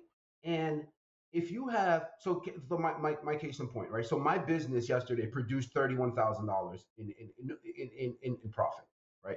So do I really need to go in and attack the market the next day, knowing the pattern that exists following outsized performance days, right? So these are like little hacks, I think, that have helped me maintain consistent profitability over since I turned that corner. And so I'm not sure if I answered your question there. I think I kind of went off on a little bit of a tangent, but yeah. So yesterday was a really good day, and then this morning I had I didn't. Order filled. My intention was to not. I was not going to trade anything big, and I wasn't going to be aggressive. But what you see there is just the setup worked. The setup presented itself, and with the VIX over 20, these outsized ranges. I mean, it's common to see. My anchor chart's my primary chart's a 15-minute chart. We're seeing 20-point 15-minute candles. There's a lot of there are a lot of points to be had, and so it just so happened to be. I think that what you're seeing in my accounts today, those setups typically produce in terms of profit. Those will probably be like $700 or $800 trades with the VIX over 20. Each account, and you can see so 3 XFA accounts, and each of them have about $3,600 in profit. That's all the same setup, and the way it was executed. So yeah, so that's kind of I took that one trade. And another thing that I do is, if I have a winning you'll see on my trade report, many times I end the day on a P&L high. And it's not really that I'm not planning it that way. Is once I've taken the risk, once I've managed the trade to profitability, I've done my job. My job is done for the day. Whether that's a $5,000 gain or a $500 gain is another thing. But at that point, I consider that I did my job. My responsibilities are handled, and I can kind of step back, and I don't have to be as aggressive in trading. I don't want to constantly be in a trade. My trade style kind of reflects that. So the way I execute is I'm a chart pattern trader, and I'm using market profile for structure, and then order flow at the time of entry. So if I get into a position, I am taking it from one level to the next level. At that level, I am scaling 50% of whatever I have on. And typically these levels are 5 to 7 points away. If it's more than 5 points, I'm taking my first scale at 5 points. But I will not take a trade that doesn't have the potential for a first 5-point scale. So the ES for those listening, it's the ES that you're trading. If it was NASDAQ, it'd be probably be 20 points, right? But right. So after I get that first points, that first 5-point scale, I'm looking at my next. I'm looking based on the chart, my analysis. Where is the trade going to run into trouble, right? Where are the opposing forces going to show up and kind of trying to turn things? So a couple points ahead of that, I'm looking to scale more. Once that happens, I'm sliding to break even plus 1 tick to cover the commission. and then I am not touching it. It's either going to stop out at break even plus a tick, or a target that I deem after the day has developed. So right now, say on my stuff, on my work, I have 5308 on ES. I have 5308 to 5310 as an area that should provide some support with resistance on the way coming up. And I missed it because I was on this call, but so I wanted to get in long there. So say I was long 5310 right now, right? I would have already had my two scales. I would have been at break even, and now I would be targeting, looking around, is what's our range for today? We're at 58 points. What do my highs look like? Based on the structure. Let's go look at market profile, right? Do we get a nice good taper on the profile up there? What was the volume like at the highs? And what I'm looking for is an argument whether, hey, can I realistically sit in this and wait for range expansion? If not, then where's my target? So then, based on this, so say I don't think that we're going to expand the range very much. We've already rallied 60 plus points, most of that in overnight. So I'd probably be targeting somewhere near those highs, 53, 45 to 50. And as we approach, I mean, if we're approaching that area and we're gunning strong, maybe I might try to put it a few points above today's high. If not there, then there's a channel resistance line that's coming in right now at about 53.60. I'd probably be targeting that. Today's high of the day is 59, so that'd be 10 above the high of the day. I think that's realistic if we get some range expansion up there. But yeah, just to get back to the point is I think one of my strengths is in not fiddling with it. Once I get those first two scales, I'm not touching it. Just gonna let it work. Whether it stops out, I'll accept what I have in my account, whatever's on the screen and it's open, it's unrealized, it's not mine. If it works out, great. But if it doesn't, I'm okay with that too, because I already have booked profits. And one of the things that's helped me with it is it's helped tremendously with overtrading, right? So if I'm in a position and I'm kind of locked up in there and it's working in my favor, I don't have to do anything. Why would I even think about doing something else, right? Our job here is to analyze, put a trade on, manage the risk, close it out, and rinse and repeat. So if all those four criteria are met, right, I don't want to keep going back in. So, yeah, it helps a lot. Yeah, you simplify. It sounds like what Gabe does too. It's a simplification of trading. It just you break it down, get to your targets, as you said, put your entry on, manage your risk, and let it fly. Gabe, is that true? Yeah, I mean, most importantly, I think the conversation just stays around managing risk effectively. I think first and foremost, that's the most important thing. Being able to give yourself the room to have a few trades, but knowing, as Armando's saying, knowing when to call it. What's my out? What's the trigger for being done on a positive side and also a negative side? What do you use, Gabe? How do you call it for the day? Is it systematic or? I am trying to actually get more systematic. I think that emotions still get the best of me some days. And, last week being on vacation, trading my fresh XFA, letting my environment, my decisions within that environment, and then obviously just the inability to walk away when all I had was the charts and, some coconut water and the beach in front of me. So, but yeah, emotions get the best of us, I think, but being more systematic with it, being more robotic, right? That should be your goal, to be able to remove that emotional side, having a trigger. Systematically, I think having a personal daily loss limit in Top Step X is really helpful. Being able to have an auto liquidation at a point that is more realistic than going all the way to max loss. Now, granted, obviously, our program is designed to prevent you from doing that, having a daily loss limit, but even reducing that from there and then spreading multiple trade opportunities, depending on how many you're looking to take. But typically, if like what I'm trying Order to do filled. now is starting off with full risk on the first trade. If I lose the first trade, dropping down to half the risk of that original position, and then still from there giving myself the ability to have four, possibly five, trading opportunities before I call it quits. That's my goal, is to have a little bit more of a, a systematic approach to getting out for the day. Yes, that's that. Order filled. And thanks for sharing that. That's really helpful. I think that that's one of the areas where I'm working on where I know that I can improve is so I'm really good about one and done, right?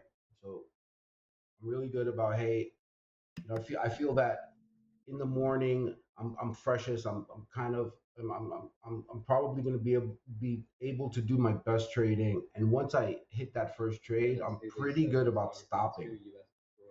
However, if that trade doesn't work, right, and I have one loss, and my rule set is after two losses, I have consecutive back-to-back losses. Obviously, I'm not seeing the ball correctly, and and my rule set is that I then need to take a break, meaning I have to get up, stand up, and step away from the screens, kind of reassess.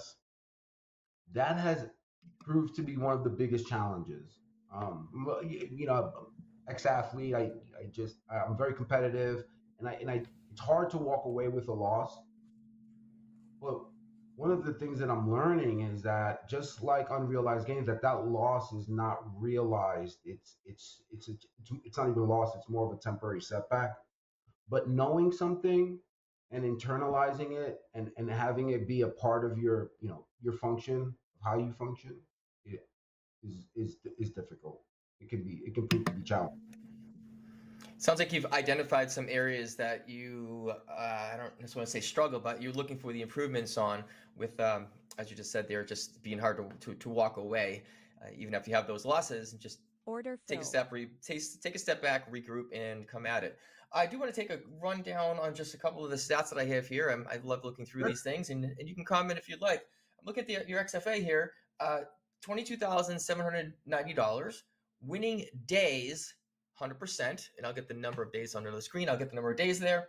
Winning trade percentage, 59%, roughly 60%. Average daily P&L, $4,200. And your risk reward is 3.7 to 1. So what I'm seeing in the stats is exactly what you've been saying. You're going to find your spot, get into your trade, it starts going your direction. You have that that even there stop locked in, and then it does what it does. And it seems like you're doing quite the job here. It's incredibly impressive. Yeah, those are killer stats, man. Great work so Oh, far. thanks, man. Thanks. No, I was talking to my wife this morning about it, and hi, Shannon. And I said, I wonder how I stack up like against. Because that's the only, it's one of the ways you can improve, right? Being around a bunch of other good traders and seeing how I'm so curious about how other, like, I'd love to know how you do it, Gabe. Tim, I'd love to know how you do it. Like, it's I'm endlessly curious about, because there's so many different ways to trade, right? And there's so many different guys being creative with it, and really that can really show you, that can really teach me and teach us all really different ways and ways to improve. Um, so I'd like to see myself compared to other traders to see, to kind of poach some good ideas, like the things that they're doing, like what can I learn from them and add to what I'm doing to improve it, and vice versa, right? Love to share my stuff, and maybe that can Yeah, help others I in like improving. that. I like that a lot, Armando. I think it's good to have a gauge to play kind of devil's advocate a little bit on that. I think it's really good that we have an opportunity, especially in an environment like Top Step TV, where you have multiple personalities, multiple just strategies, ways of executing their plan, and you get to hear a lot of those, various Order ways. And filled. the thing about it is, though, is it's knowing, being able to have a filter, right? So allowing some things to float through in and out your ears essentially, and knowing what should I actually bring into my strategy, or maybe go back test in a practice account just to explore some other avenues. But knowing that you don't need to necessarily apply everything that you're hearing, because you will at some point if you continue to bombard yourself with a lot of new information. Knowing what's important and just not allowing yourself to get kind of analysis paralysis from all those different, strategies and opinions and all the data that you're getting on a show Yeah, like man, this. that's a well said, Gabe. That's really those are really great points. You said something there too, also that really stood out to me is analysis paralysis. Um, I was chatting with a trader buddy of mine, and he he's reading two conflicting reports, right? So essentially, two two traders' outlooks, right? They conflicted with each other. Yeah. I tend to not read anyone, so so my process has been the same way. I analyze the charts. I come up with three long ideas, three short ideas for the next day, and I always allow myself what I call a dynamic trade, right? One that develops on the fly. This is so those setups. I'd probably say that on average, I am trading at least one of them every day. But it's in the process of what I call massaging the charts, right? Just going through the numbers over and over again. So I'm looking at it from weekly, hourly, all the different time frames, and then developing my plan of attack. But my point is that sometimes you can read so many different, or you can look at so many different opinions or outlooks and lose your own. It's hard enough to have one outlook and stick to it, right? But most guys are saying, hey, I had the plan, but I had a problem sticking with it, right? It takes a lot of concentration, a lot of effort to develop that plan and then to stick with it. But if you're reading five Absolutely. other opinions, right? Order So filled. you got three bulls and two bears, and then you're on the fence about direction for the day. Direction is 90% of it. I don't care what time frame you're looking at. So if you're reading all Right. these different opinions, right, over the course of a year or two, does that help you develop and believe in yourself and your ability Order filled. to look at the chart and develop a concise plan that's easy enough to follow in the heat of the battle, right? I don't think that reading a bunch of guys is going to help you with that. I think that sooner or later you have to buckle down, you have to take ownership over what you're doing. Win or lose, you have to stick with that. And then eventually, like we're discussing now, right? So now, hey, what are you doing? Like, okay, so obviously we know what we're selling off right now is, if I don't care how good your support is right now, no line on your chart is being respected. So if you're going out there and you're buying support with a limit order, good luck, right? You're going to get blown out. So if you have a support, so then how are you doing it, right? So how are you buying that support? Because after the fact, it looks like it held, but in the heat of the battle, Order filled. man, we have 10-point candles. Like, how are you managing that risk? So these are just, you can ask, and I love to ask and get kind of pick other traders' brains as to how they're doing it. But in terms of a plan, I need to honor and stick with my own work. It's the only way that I've learned or that I've found success. And Yeah. How do you feel about that, Gabe? What are your thoughts on it? How do you see it?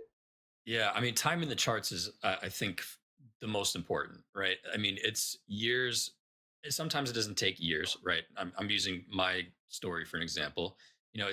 I've been around the charts for 10 years. Over those 10 years, there's been seasons where I've been very cold. There's been seasons where I've been, hot.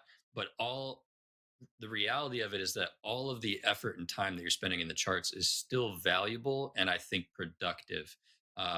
Obviously, you want to reflect on that journey too, so that you can pick up on patterns and things to become more aware of as you progress forward. But time in the charts is, I'd much rather spend 2 hours in charts trying to pick up on patterns and training. I mean, our brains are Order built for filled. pattern recognition. So visual, data over, just rinsed and repeated over the course of time is going to leave a print in your mind. You're going to see things you've seen before, and you're going to be able to operate and actually execute on your plan better than you would by just taking opinions from others or signals from others blindly, and then on top of that, not knowing how to effectively manage risk. I think it's better to do, to go just dig in, dig deep and just hone in your craft. Yeah, couldn't agree with you more. I mean, And the go ahead. I'm sorry, Tim. Order filled. The ES just did pretty much what you had mentioned, Armando, where you drew these lines on your chart, and if you're trying to buy off of support, you're just getting smoked, and it's dropping down now, down to 5307, 5306, 5307 again. It's bouncing around. As you were talking, it was around 5320, and you were saying, yeah, if you're going to draw a line and try to buy off support, it might not be a good day for you. And so it was great. It was exactly what you said. It's support lines 5316, 5310, 5308. And it just went right through them. So spot on. I hope the chat listened to that and was just like, well, I better not take this long. Yeah. One more question Well, for you. I wanted to touch it. Earlier. Perhaps if I had not been the call. So look, this is a great example, right? My levels are like 5308 to 5310, kind of like that 2-point zone. So if we're looking at, say, just look at a 5-minute chart, right? We have at just exactly noon, we have that big red spike down, right? And that one kind of made a low at 5,300. If you had bought 5310, you're smoked right there, right? So how would you do it? So one of the ways that I found is, you have fair value gaps and things of that nature. Well, first you want to see if you get a reaction there, right? Is anybody home? Knocking on the door. Is anyone home? And what I found is, many times it's better to buy support or sell resistances on the pass through. So what do I mean by that? So I'd be buying this after it went through 5310 on whatever low. And again, this is in real time, you're kind of gauging and making the assessment. But then we come back through that said number. That's when I want to buy it. So I want to buy it when kind of like that momentum is with me, right? We're going up. I have other traders that agree that there's value here at this price and they're buying it, as opposed to fighting the guys who are selling it coming down and me just planting my flag there. So just small nuances like that. I'd love to hear how other guys do. What is your take on it? How would gun to your head, you have to buy this 5310. How would you do it? And so that's why I love chatting with traders and sharing stuff, because you just never know. And there are so many guys out there, smart, sharp guys and girls who are doing this stuff. And one of the best resources you have are the very traders in the Discord chat. Yeah. Armando, I got a question from somebody in chat for you that I think is just kind of coming back to one of your prior topics that we were talking about. Is how do you plan your charts? So are you a top-down analysis? I know you said you go through a lot of various time frames. Do you have like mine is, for instance, I use 3, right? So I'm a daily for bias, 15-minute or an hour typically for structure, and then fine-tuning entries in the 5-minute or the 1-minute at the lowest, trying to stay in that regard. But do you have a specific methodology for your charting process? Yes. So specific. Yes. So it's nothing new, right? Just top down. I'm usually starting off at the weekly. Now a lot of the higher time frame stuff. So like on Saturday, I do all the majors, and I do, those are monthly, weekly, daily. So I just want to kind of see where kind of the whole world is, right? And so from there, on a nightly basis, I'm starting off at the weekly, and then the weekly, because it's a weekly chart, right? I'm just looking at where is the developing candle, and what is its relation to the prior week's candle, right? So it's easily assessed in a minute or two. From there, moving over to the daily, from the daily, and that's where. So I'm a chart pattern trader, right? And I use a lot of trend lines, right? A lot of channels. But there's another lesson that I've learned over here. Like if I'm drawing a trend channel on a 15-minute basis and I'm basing my trades off of that periodicity, I'm not going to find very much success. different tools have different efficacy based on their time frame. So a trend line on a daily can be extremely powerful. I tell guys all the time, I joke around with them, like, you draw the right trend line, it'll pay your groceries for the month, right? But if you're but not on the smaller time frames. And I think that's where a lot of guys get trapped, and a lot of traders get trapped, is that they're drawing trend lines on 5 minutes and 15-minute time frames. So I like the trend lines for the daily or the big, the hour. So from a daily, I go to a 4-hour, right? And that's kind of, and I set up my trend lines, and I want to kind of see the structure. From there, after the 4-hour, I'm moving over to the profile. And then the same approach that I'm using when I assess the weekly candle is how I'm assessing the profile. So I want to see what's our relationship to the prior day's profile. How are our highs? How are our lows? How many anomalies do we have? Is there anything that stands out to me? Does the curve look right? One of the things that we love to see is, B and P type formations, right? So do I have any of that? And then how does that fit in to what I just discovered at the daily, weekly level, and also the 4-hour level? And then from there, let's get really granular, right? Let's open that profile, start looking at it by each period, by each 30-minute period. And then let's go and let's look at the hourly chart on ES, and maybe even a 15-minute chart. And from there is where where my best ideas for the next day come from. Okay, so if it happens, I see we have this structure, and then it kind of like starts to make sense. Like, okay, yeah, it becomes really easy. It's like, okay, if we hit this level, then that means this. From this level, I'm a bull. If we can cross over this line and convert it, spend some time there, then I'd be bullish, and vice versa, bearish. So yeah, that's pretty much how I am doing it. Gabe, I'd love to have your thoughts on it. I think there's certainly a scientific component to technical analysis, but there's also like an artistic, like you can get really like creative with patterns, and I don't know if I'm getting a little foofy with it, but no, there's some artists out there for sure that take passion and getting their charts loaded up with a bunch of stuff that they might not really need. But yeah, I mean, it's definitely, I think it is more of an art, not a science, right? Because if it was complete science, engineers would be having a absolute killer time in the markets.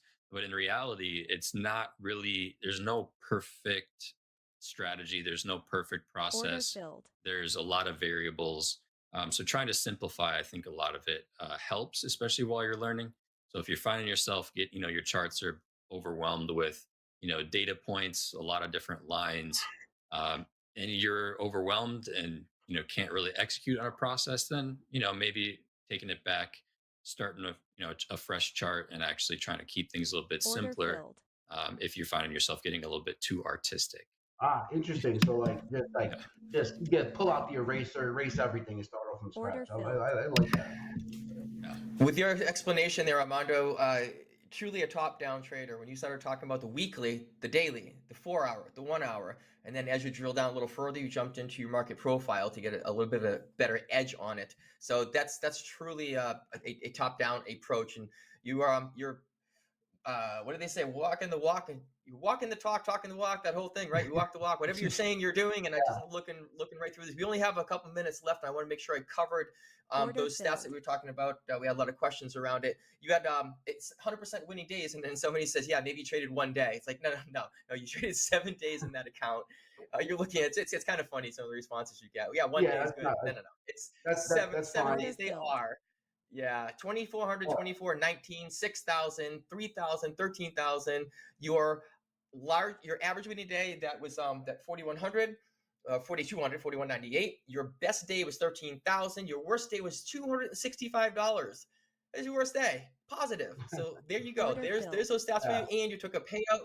So, congratulations on that. We do need to take one quick look at the markets because the ES has sold off. As that 52.93-ish, that area. The NQ has made new lows on the day also. We want to make sure we cover all of those for the traders that are actually listening, not necessarily watching as well. So it's been fabulous. And we got about 2 minutes left. I want to give you the floor for 2 to 3 minutes to talk about whatever you want, and then we'll move on to the next segment. So Armando, take it away, and we'll close you out, my friend. So look, I know that those stats. I'm probably, you know, I'll have a losing day. It's part of the business. That's normal. I'm gonna have a losing day. One of the things that I do is I'm a baseball coach. I coach baseball and softball, and so if anyone has any questions, I love to chop it up about markets. Hit me up in Discord. I'm in Discord or on Twitter, on X. I'm at Manny_trends, and yeah, we can just chop it up, and I can go over my stuff and see how you're doing it, and we can compare notes and hey, you know what? We have to battle against the algos and the institutions. Let's form a good team here and maybe let's start beating them up a little bit. Yeah, that's a great thing. We have Power Players question. Eddie, I just saw that coming through. I want to make sure we get to that. The Armando, your Discord, you're talking about the Top Step Discord. To be clear, I have your X profile we put in the chat. Okay, so we'll see you in Discord. And if Eddie is ready, he can come on and jump in with the Power Players question, because Armando, you are truly a power player here with Top Step. We'd love to have you on there. Thanks, guys. I appreciate it. All right. Here we go. Fun question for you, Armando. Number 1 to 23, pick a number. We're going to ask you the question. You give us a short answer. And what do you got? 13. 13, lucky 13. All right. What's the most memorable trip or vacation you've ever taken? 10 days in Mexico with a bunch of friends, rented a villa. I don't remember very much of it. I don't think any of us do. But yeah, 10 days of drinking. So it was a blast. Hey, okay. There you go. There you go. All right. Thank you for sharing that. I probably should have said prom, but no, that it was definitely. Gabe was talking about his vacation last week. He said coconut water, and I don't know if I believe you. It wasn't just coconut water, yeah. I heavily doubt it, Gabe. All right, Amanda, we're gonna wrap this show up. We have shoulder tap. Yeah, shoulder tap coming up next. And on shoulder tap, we have Ben. Jack is on there, and Ben is stepping in for Mick while Mick is out today. Armando, once again, we appreciate you. Gabe, always being fun on screen with you as well. We're going to sign off. Stick around, just a couple of minutes. Shoulder tap coming up next. Thanks. Order filled. Order filled.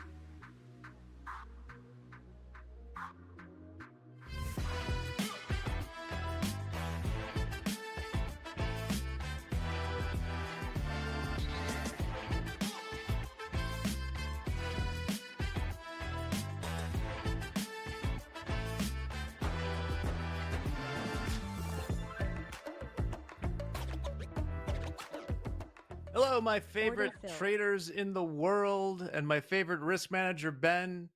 This is Shoulder Tap, the segment in which we will delve into some trade reports and tap some shoulders and give some kudos. Ben, first off, how are you doing today? I'm doing well, Jack. That's it's quite the compliment. Your favorite risk manager. That's that's a high honor. I know Mick is out with an illness right now. We hope he gets better, but it might make him feel kind of crummy. Yeah, it's good. Doing well today. It's a hot one in Dallas today. We're triple digit heat, so trying to stay cool and really enjoyed watching our live traders in action today. A lot more positive than we've seen in recent days. So we always talk about the big P&Ls, but a little bit more breadth with the positive trading today in particular. So like seeing that, and yeah, we'll give some shout outs and then jump into some trading cards if you're ready to go. Yep, very nice. It's cooler here in Chicago. I got the Trader Armor vest on, so let's do it. What we got? Sweet. First of all, shout out to the TV crew. I listened in this morning a little bit, talking through and executing trades in the house account. House account's up a nice, cool $5,200. So really good work in that account. Dakota's up 419. Took a nice winning trade. Has been keeping it cool since then. We've had some of our live traders pair some gains from a bit earlier. Matthew K's stuck to his $8,000 winning day. Hopefully he keeps that locked in. Jaite is up $4,600. We're going to talk about him shortly. Shay gave back almost $7,000, up still $2,700 on the day, and then Rafa's given back about $3,000. He's up $7,300 on the day. So still some good P&Ls. Nice, like I said, kind of widespread green, more so than we've seen in recent history. So live traders are doing well today, and yeah, we can jump right into the trading cards. I think we've got a leftover. We want to circle back to Jacob F. If we can pull the trading card up for them. Yeah, and as we get to Jacob F here, just want to know that 5 minutes ago you may have noticed that things might have moved for the 10-year auction, which we were talking about in chat there. With all the stuff going on and bonds, you always want to pay attention to those, especially the 10, 30-year auctions. So keep them on your calendar because they can make things volatile there. Group coaching, Jesse, is on right after this at 12:30 with David Green and JD. All right. We came back for you, Jacob. Yeah, we sure did. So Jacob, he's someone that we called up to at the end of last week. Didn't get around to featuring his trading cards. So I want to give him a shout out because we like the trading that we saw. Obviously, we're calling him up to a live account. It's 150K account size, that XFA that was called up to live. Trading with us from Newport Richey, Florida. Equities trader, trading the ES and NQ. Averaging almost $800 a day as an average daily P&L. Now, you have 94% winning days. That is on a sample size of 16 trading days. So not as much as we might normally like to see. Jack, I know we talk about that every time we do this segment, the relationship between your winning day percentage and how many days you've actually looked at, traded on. That can be skewed a little bit with a small number of trading days, but 16 is not bad. More so it's about how you handle the losers. When you see really high winning percentages like that, the risk team wants to see management of the downside, not snowballing and falling off a cliff, when you finally do have a losing trade, series of losing trades, or a losing day.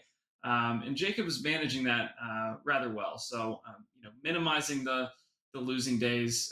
We like seeing that. Only a $114 loser for the worst day. And the best day being $2,600. That's well outpacing your worst losing day. There were a couple of days he was in the red, ended up digging himself out of that, which is also encouraging to see. But again, kind of a little susceptible to that DLL. I want to know that if he hits that DLL that we can recover from it. Didn't see that, but at the same time, if you're making money, if you're trading profitably, there's not whole lot else to talk about. So Jacob's definitely been doing that. Only trading about a 1-to-1 reward to risk ratio with 82% winning trades. So really impressive. A lot of days it's just one trade. He's picking a spot, putting on one trade, letting that work out, and taking home profits each time he's doing that. So really impressive. The little trading volume is something else that stands out. Like I said, sometimes one trade a day, and then the accuracy associated with that is awesome. So lots to rave about. One thing I am cautious about, would give some advice to Jacob about, is the transfer to live. He did take a max payout in the transfer to live, so we're moving a balance of roughly $3,000 to the live account. That's not a lot of wiggle room, but for someone that is not really even at the lowest intraday P&L that I saw, being about $1,500, really doesn't lose a whole lot, and manages the downside when he is in the hole. So just trade small, build up a cushion to begin with, and then once we have a nice cushion in that account, we're off to the races, and looking forward to seeing what Jacob can do in a live environment, and continue trading profitably. Is there anything in particular that jumped out at you on this trade report, Jack? Yes, there are a few things. And first, I want to say, Pip Shredder, I feel for you. Always been risk to reward my whole life. We do reward to risk here mostly because it's the ratio of winners to losers. It's easier to say, 2 to 1 or 3 to 1 than 1 to 2 or 1 to 3. So let's just call it, average winner to average loser. On this card, what's interesting, you mentioned the lowest losing day was 114. That's the only losing day out of 16, and that'll happen when you're winning 82% of your trades.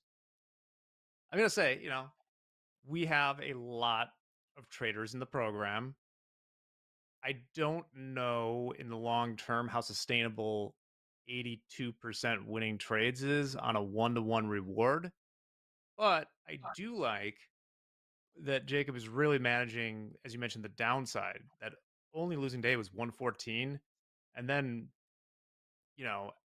on one day he was flat minus $1,500 and brought it back to up 188. What I really like is that usually when we see these, and you alluded to this a little bit,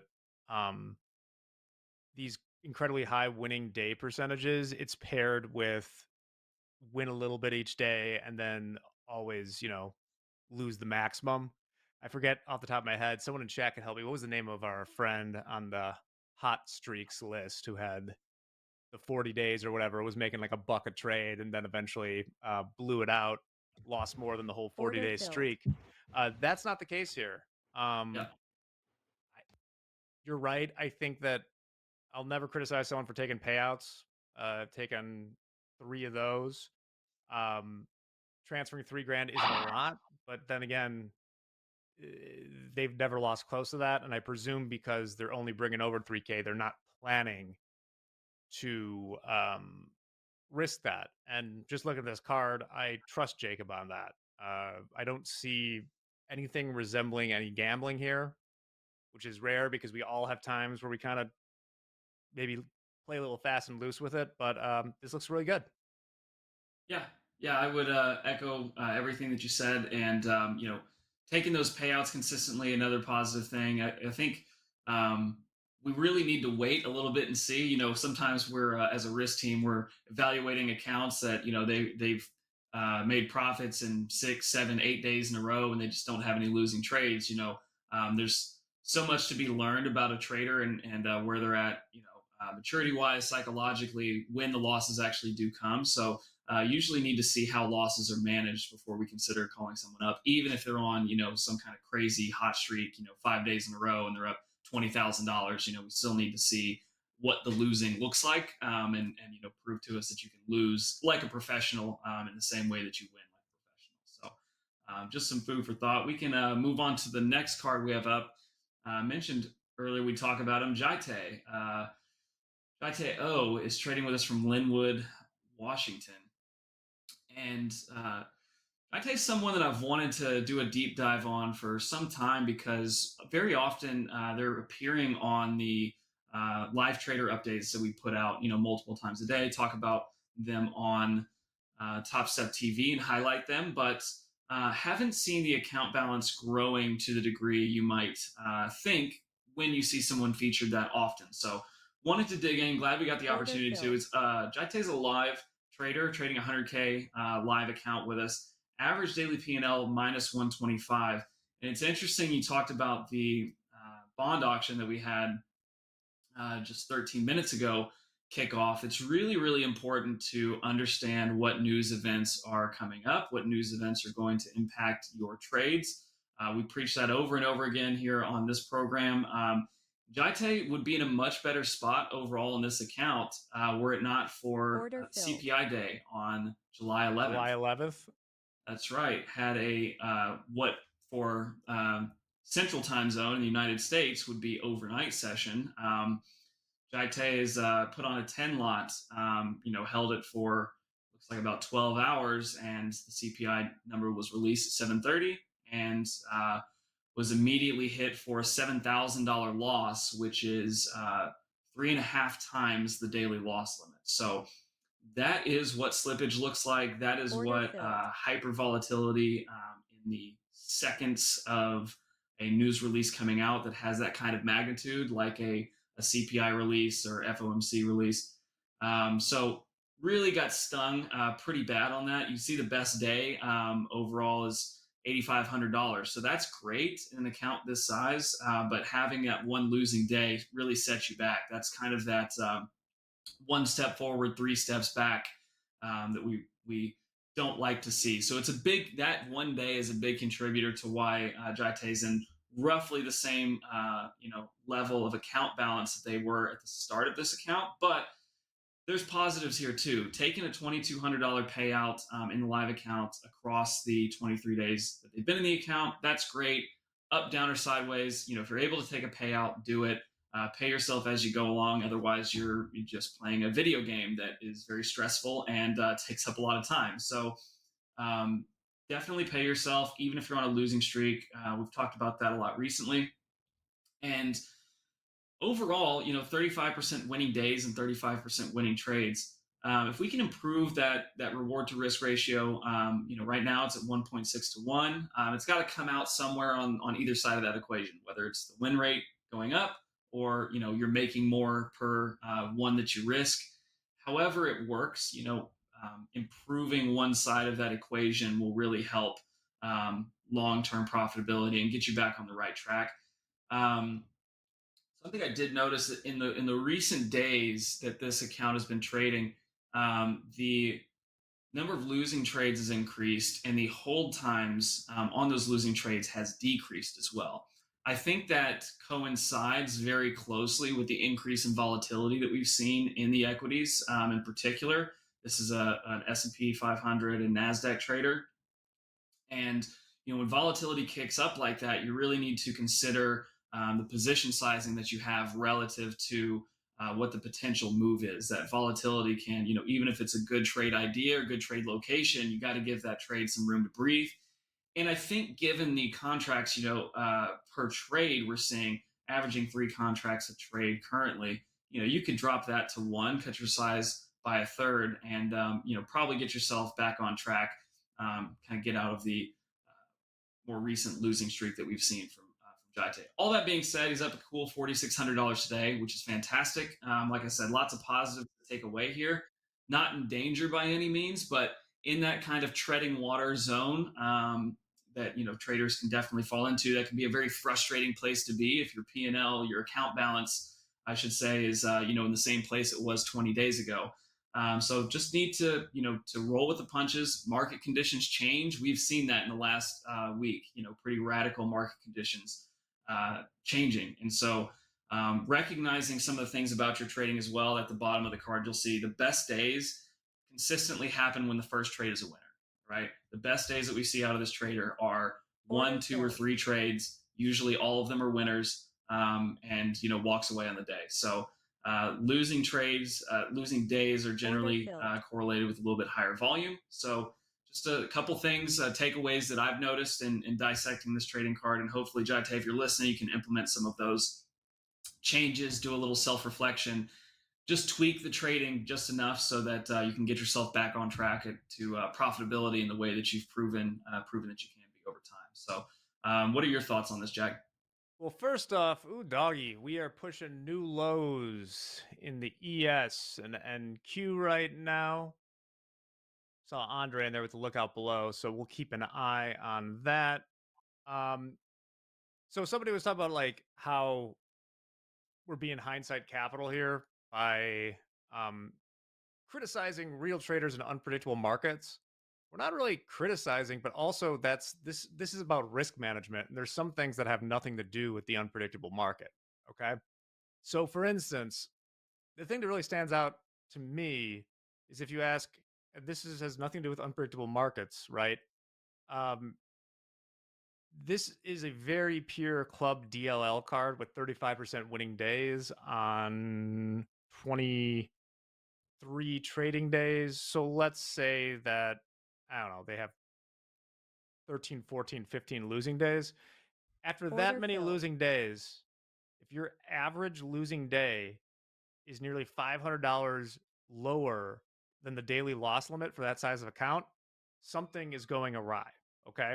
And even we mentioned the CPI thing, but sorry, we have a very angry toddler about this. Maybe you guys can't hear it.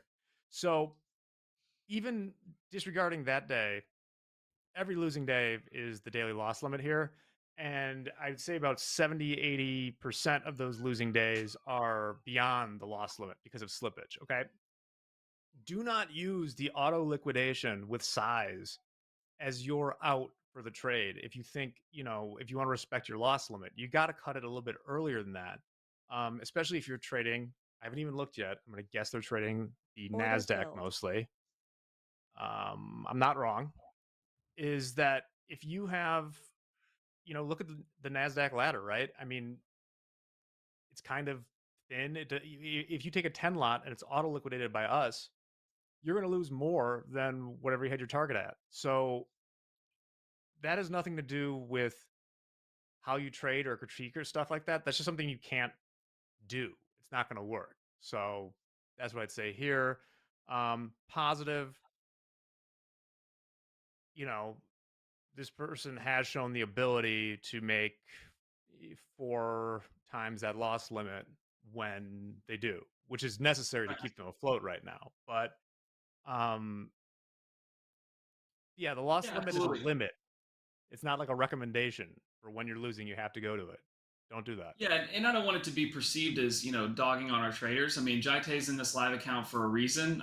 They're proven profitability over a period of time, and like I said, there's a lot of positives to take away here. It's not necessarily hindsight trading or saying you should have done this, that, or the other thing. Like Jack's talking about, it's managing your downside. Ultimately, you're responsible for how much you can lose on an individual trade, and understanding and viewing market conditions so that you can recognize when, wow, today's significantly different. We did 4 times the ATR in the NASDAQ on Monday or whenever that was, the massive sell-off. So just understand that and try and mitigate your downside is the only thing you can do, because clearly Jaite's proven that Order filled. taking $4,000, $5,000, $6,000, $8,000 out of the market in a single day is within their capabilities. Order Just have to filled. give yourself, a shot to actually do that by modifying position size or any number of different, variables in your trading. This is an imperfect practice. There's always room to get better, and that's what we expect out of our live traders at TopStep. We want you to continue to get better over time. Complacency is an easy way to lose your live account. So we can move on to our last trading card if you're ready, Jack. Yeah, and as we move it, I'll continue this heater just a little bit further. Is it like if you look at the huge hedge funds or massive prop shops and stuff, because you hear a lot of like, it's hard, analyze your trade, show us that you make a ton of money. It's like they don't have the rock star trader at any of these huge hedge funds isn't in charge of managing risk. The risk management department is separate and meant to do that, to manage risk and basically save the risk takers from themselves, for lack of a better thing. So like sometimes it's helpful to take a look back and see like, okay, Order these are some filled. actionable things that aren't going to work. With that, Michael P. Yep. Let's give Michael a shout out. Someone that we decided to call up to live just yesterday. So trading with us from Mission, Texas in a 100K XFA. Really like the trading here. Average daily P&L $363. Willing to trade the Nasdaq and the micro Nasdaq. Another sign that they're conscious of the downside and the risks they're putting on an individual trade. 68% winning days and 47% winning trades is great. You pair that with the 2-to-1 reward to risk ratio, and that comes out to pretty high profitability. So 34 trading days to look back on in the XFA is really fantastic. Took 2 payouts in July, totaling $4,000, $2,000 per payout. So consistently paying himself, and Order really filled. just great trading. 10 trades a day, a little bit on the higher side, but only 1 contract per trade average. And taking really, really nice trades, really good location. And especially, I can't harp enough that relationship between the win rate and the reward to risk ratio is just dialed in. So I would say one thing that I picked up on looking at those trade reports, it jumps out at you when you look at those streaks, Jack. The losing days typically have a losing trade streak of 4 or greater baked in there. So what happens is, you get on a losing trade streak, and it can kind of snowball into that daily loss limit. So not abundantly friendly with the daily loss limit. Definitely not shy about hitting it either. So that's something relatively simple you could look at, implement potentially. If you say, I'm going to give myself the yellow light with 2 losses in a row, and if I have 4 losses in a row, I'm going to cut that off so that you can try to minimize your losing days, and then still you're in a position to capitalize on those best winning days. Because again, if you look at the winning days, you'll see those similarly several winning trades in a row, a nice long winning streak. So just about seeing the market well versus not seeing it well. And if you're not seeing it well, being mature enough to cut yourself off earlier to try and take smaller losses on the day. That's pretty much the only, small bit of, advice I could give. Obviously, look at your own trading data, look at, what you personally could do better or might want to do better, and implement changes like that. But don't want to tweak anything too much. Ultimately, we're seeing 34 trading days of these type of statistics. About time Michael moves into a live account, starts taking it out of the live markets. First off, this is a different Michael P. I can see their name here. It is these would not be MP's numbers, but yeah, you could tell these are really doable numbers. There's no like 82% winners or things like that. When I see, you mentioned the streaks, but when I see 47% winning trades, 68% winning days, it means they're definitely packing those losers into the losing days. So maybe a little bit of over trading there. I think that I can tell that they're, as you said, trading 1 or 2. We talked about like the over slippage in the last one. This person is not against hitting the loss limit, but there's not a lot of slippage beyond that.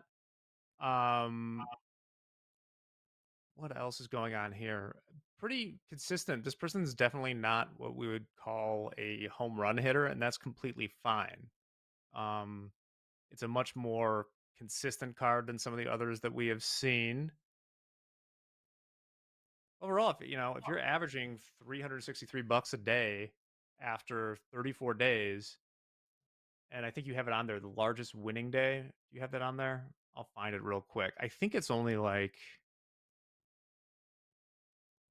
I think I saw a $3,500 day, maybe. Yeah, 3,500. That's not crazy, right? Like, that to me it talks to it being being durable, possibly, right? As opposed to if we saw that they had like one $20,000 day and then crickets since then. So I think this is a good, promising card. Maybe avoid stacking them on when you're in the hole. That seems to be a theme here. But yeah, good trading, Michael. Yeah, this one made me smile. We review, as a risk team, we review hundreds of XFA traders that meet certain criteria every single day. And sometimes you come across a card like this where there's a nice track record, good metrics. Everything points to yes. We're calling Michael up to live and looking forward to it. So shout out to you, Michael. And yeah, that's all we got for today. All right. Well, with that, Ben, thank you very much. We went a little long because we got into it. Let me check to see what the market's doing. Oh, a little bounce back. We shan't collapse today, apparently. With that, we got JD and David Green coming up next for group coaching. You'll want to stick around for that. Ben, thanks again, man. Of course. Have a good one, Jack. All right. Have a good one. Shoulder tap yourself. Call yourself out on your own bullshit. And we'll be back tomorrow. We'll see you all right after the break. Bye-bye.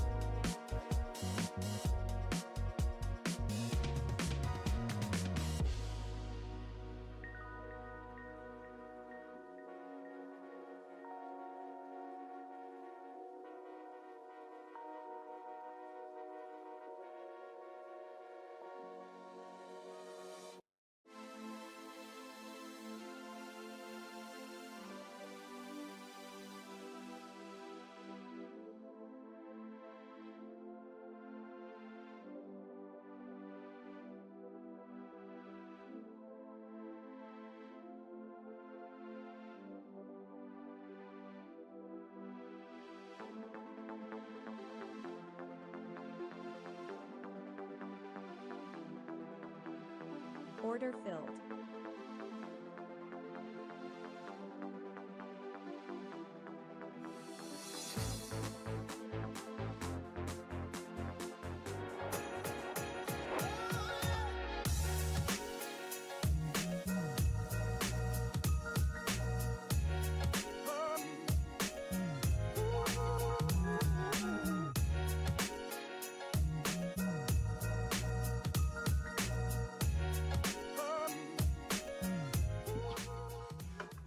Good afternoon, friends and traders. Congratulations, you have made it to group coaching. It is 12:30 Central Time, 12:30 in the Chicago time hour. I'm JD behind the scenes. You're looking at David Green. David Green is here to take your questions. We got that form pin in the chat. We're going to answer as many of them as we can, but we do have a bit of an agenda. First, hi David, how are you? Thanks for joining us today. What's new? Did you make any money on this move today? Excellent. Thank you again for having me here, guys. I look forward to these Wednesdays. We'll be on Power Hour with Dakota in an hour. It's been a look. Anyone who tells you the trading's been easy for the last few days is plain out lying to you. Okay, it has been very difficult. It's been a time to be a little more patient, a little more disciplined, waiting for bigger moves than I normally would, and just listen. We don't have to be trading all the time. That's the number one thing. Order And I'd rather filled. not be trading than being losing trades. So you just really had to be patient and disciplined with this market. Today was a very good day. We had some really good setups. We'll talk about them later. But I know we have a little agenda we want to get to today. But it's okay not to trade all the time, guys and girls. Just keep that in mind. Yep. And if patience isn't your thing, at least scale down your trading size a little bit. That might help you out, keep you in the game a little bit longer. Yeah. All right. Yeah, like David and I both Order mentioned, we've got a filled. bit of an agenda. We want to talk about something that's been popping up at the end of the day, every single day. So recently, we've started releasing those MOC imbalance numbers at 2:50 Central Time every day, and I know a lot of people are trying, or at least looking at those numbers closely that we announce, and they're possibly trying to build some strategy around it or trade around Order it, filled. especially when those imbalances are really big. So we're going to start off the segment today by providing some clarity on what those numbers actually are, what they mean, when they start coming out, how traders are positioning themselves way before that final MOC number comes out, and of course when those numbers start pairing off, how they pair off, or if they even pair off at all. But David is I'll call him the expert. He's at least the expert in this room on it. Uh, he and Peter Tuckerman have been watching those MOC orders for many, many years. I think they're probably the godfathers of the MOC trade. So I'm just going to turn Order it over filled. to him. First question being, what time do these imbalance numbers start being collected? Uh, where, who is collecting them?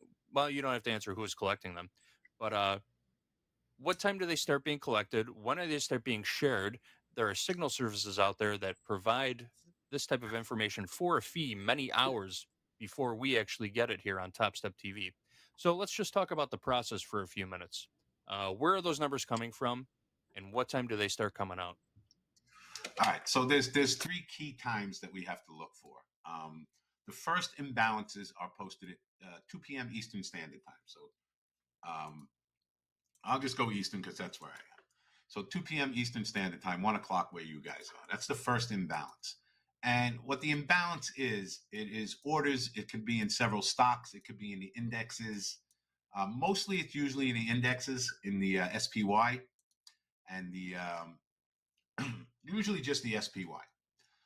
To start out with, 2 o'clock is when, this is yesterday's chart, guy, by the way, guys and girls, I'm showing you.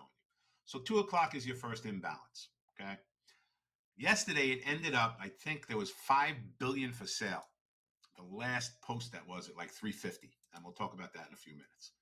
So 2 o'clock is your first imbalance. 3 o'clock is the next imbalance, and then 350 is the last imbalance. So 2 o'clock, you can see here, we might have had a little bit to buy, and we had a little rally off that. 3 o'clock, it started to turn to the sell side, and in 350, it really turned to the sell side. There really is no way to position yourself ahead of this, and I'll tell you why. Because we could have a huge imbalance at 2 o'clock, we could have a huge imbalance at 3 o'clock, and then it all starts pairing off towards the end of the day. When it doesn't pair off towards the end of the day is when you're going to get these big, gigantic, oversized outside moves in the futures. So the way I position myself in these is, and I will never anticipate what's going to happen in these numbers, ever, ever, ever. At 2 o'clock, I'm not going to say, oh, there's a might be a buy and bounce, so I'm getting long. No. The best way I can tell everybody to trade these things is when they start coming out at 3 o'clock. Okay, here's 3 o'clock where we got the actual change, right? 3 o'clock. If you are not on the same side of this trade, do not trade, because these things can really just blow you out of the water. And there'll be no spot in here technically that's probably going to work. So what I try to do when I see these imbalances that are posted, 3 o'clock, obviously there was a huge sell imbalance. I'm going to try to get on the same side of this trade. Okay. And usually it takes, I don't know, 3, 4, 5 minutes before you start seeing movement in these things. It's not exactly at 3 o'clock and 3:50. But when I see this starting to happen, 2:55, 3 o'clock, I'm either going to get on the same side of this trade and just have my stop order at the recent highs that it made, or I'm not going to make the trade at all. And here it was 3:50, guys and girls, okay? And it started going down before that, like 3:35. But 3:50, when we posted that, whatever it was, I think it was like $5 billion to sell, we still went down 100 points from there in the ESs. Well, it might not have been 100 point in the ES. I'm talking about the NQs, but we went down 40 points in the ESs, which is a gigantor move. So I'll look Hey, to get David, on the real same. quick. And then David, sorry to, usually, go ahead. sorry to interrupt. We're seeing an ES chart, Top Step X ES chart on your screen right now. That's what you're describing, right? That's what you're talking about? Yeah, I'm looking at the ESs. Okay. We can look at the NQs. Okay, It's going to be the perfect. same exact chart. Which one would you rather me put up there? Does it matter? No, ES is fine. ES is fine. Just want to stave off any confusion because we kept switching back between ES and NQ. Did I say No problem. NQ? I might have. No, we're still on ES here. All right, good. We're staying with ES. Okay. So usually that last 10 minutes of the day, I try to get on the same side of the trade. And then what you're going to see happen most of the time, okay, is after they get this exhaustion gap down, right around 3:59, 4 o'clock, that's when you can either get out of your entire short and get long a little bit. That's what I look to do. You got to be very, very patient in these things. So the process is 2 o'clock, first imbalance comes out. 3 o'clock, the second imbalance comes out. 3:50, the last imbalance comes out.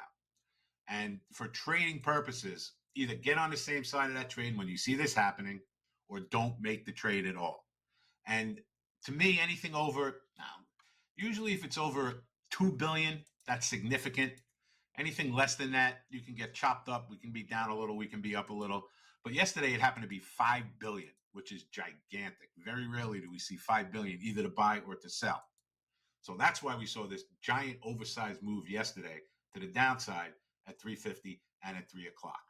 Again, there's no way to prepare for it other than when you see this happening, get on the same side of the trade, have a stop order if it goes against you. Get on the same side of the trade, have a stop order if it goes against you.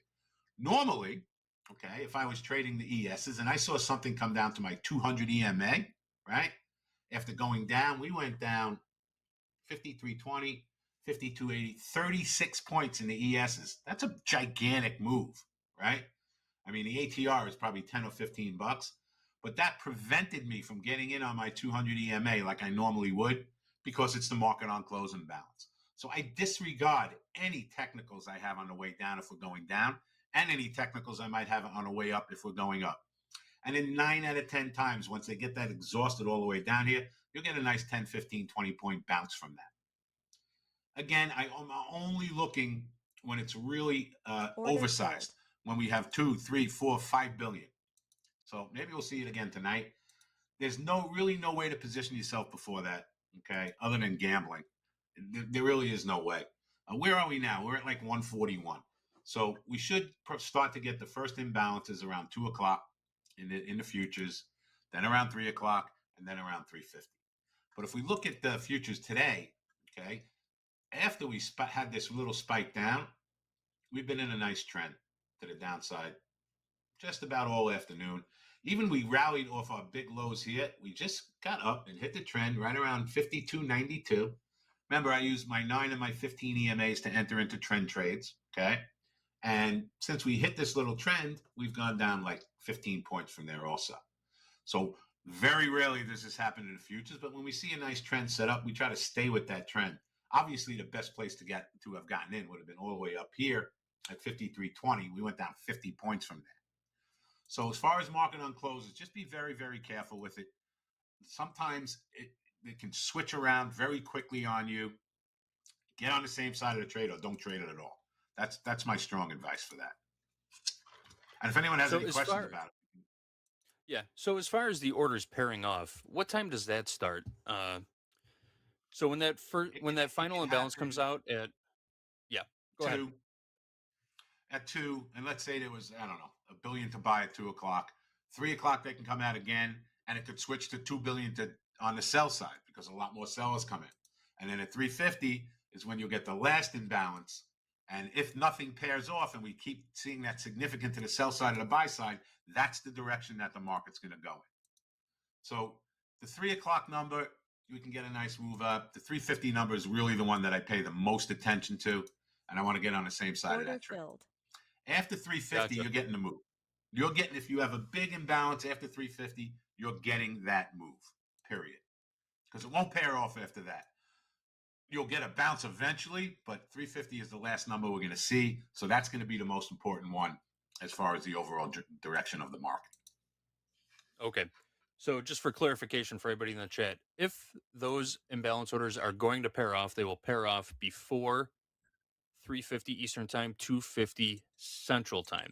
So that final Correct. imbalance number that you're seeing that we share at 250 Central Time, Eddie comes in and shares it. That is the ultimate imbalance. That is the dollar number of stock that needs to be bought or sold on the close that has not yet paired off. 100%. Based on that, okay, gotcha. Yep. So we look at 2, we look at 2, we look at 3, we look at 350. Answer a quick question. Someone wants to know AM or PM. This is PM. We are trading the close of the market time. So 3:50 p.m. Eastern Time, 2:50 p.m. Central Time. All right. Yeah, and So everyone more bop questions into- coming in.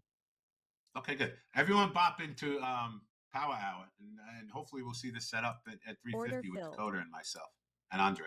Awesome. Yeah, that'll be great for everybody. So make sure you're in there for Power Hour. David Green and Dakota, always a great pair. And we'll be talking through the MOC imbalance in real time also. So make sure you stick around for that. Some more questions coming in, some follow-ups about the MOC. Getting access to those numbers that come out at 2 o'clock Eastern Time, 3 o'clock Eastern Time. So those are signal service numbers pretty much. You need to subscribe and pay to get those numbers early. Is that correct? That is correct. Yes. Yes. In your experience, it's how many not- different companies? Yeah, how many different companies are out there getting those early I would imbalance just numbers? Google. Yeah, I would Google Order market on filled. closing balances, and I guarantee you get a bunch of them. Okay. I'm Are they all lucky in the pretty fact much? that I have my guy on the Florida Exchange. Yeah, we don't have to talk about that. Yeah, we don't have to go down that hole just yet. But in your experience, all these different services that provide the MOC numbers, are they all pretty much the same? Are they kind of accurate? Are they? Are they all That's a different? great question. That's a great question because my honest answer is I couldn't tell you. I don't know. I don't know.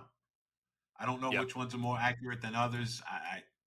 It's a really good question. I wouldn't steer you in one direction or the other because I actually don't know the answer to that. Fair enough. Fair enough. We can assume that every group getting those numbers is actually basing their final numbers off of probably not the same people in each situation, filled. right? Yeah, and I'm assuming you can get different outcomes and different numbers also. Yeah, absolutely. Another quick question. We have some people in the chat chiming in about market on open orders. Is that something you ever track? Is it the same No, not process for really. the MO No, orders? for market on open orders, I'm strictly a technical guy. I will trade, 831 if things set up technically, but there's usually not going to be a lot in the market on open order that's going to make things go up or down 100 or 200 points. It just doesn't happen Right. very often. So I'm a And you're regular not trader getting- on the open. Yeah. And you're not getting updates on market on open orders too far ahead of the open, right? Maybe 15 or Order 20 minutes, filled. something like that. I don't know. So yeah, Order if you're filled. looking for market on open orders, they are available. I don't know if Financial Juice does them. They might. Maybe we can get Eddie to start sharing those in the morning. But it's a different process for gathering market on open orders as it is for market on close orders. It's going to be a little different. You're probably not going to get those huge numbers that you see on the closing imbalance that you will on the Correct. opening imbalance. So Usually. definitely the closing imbalance. Yeah. The closing 100%. imbalance is definitely more significant than the opening imbalance. All right, awesome. Yeah, and if you have any more questions about MOCs, feel free to drop them in the chat, and also stick around for Power Hour today because we're going to be going through these imbalances in real time today. All right, with We have that, time to I go think over a couple trades. yeah, for sure. Let's Or do do we it. got more questions? More important to answer questions if we have more. No, let's take a look at the trade that you were scouting earlier today. All right, cool. Perfect. So this just happened. And for those of you who know, and I always share all my technicals, I use a 9, a 15, a 30, a 65, and a 200 exponential moving average. That's what tells me my support and resistance levels. But anyone who's listened to me knows that one of my favorite trades is when we're looking at the ESs, and we're now making new lows in the ESs, by the way. When we're looking at the ESs or the NQs, and we get extremely oversold to where we get down to almost a 20 RSI. And if you look at my chart, right around 315, we actually came down, hit our pivot point, and we had about a 20 RSI. This is one of the favorite trades that I look for. We call it a far from moving average trade. You can call it a reversal trade. But when I have no technicals, we happen to have one here also. But when I have no technicals and I'm deciding, geez, where do I buy this thing? I'm looking for the relative strength to get 220 or close to 20. And when that happens, what I'll do is, and this is at 115, I'll go to my 1 minute chart. So let's check this out. And Hey, David, real quick, the chart that you're looking at, can you throw it onto on top of? Right now, we're all looking at a 50K combine chart with a realized P&L of $1,200. You see that? Oh, hold on. Yeah. I don't know why we see that. Hold on a second. Let me switch this. Let's see if this works. Hold on one sec. Mm-hmm. Did we get rid of it now? Nope, still the same screen. All right, hold on. Give me one sec. Order filled. I just got to switch the chart I'm sharing. Give me 1 second. Mm-hmm.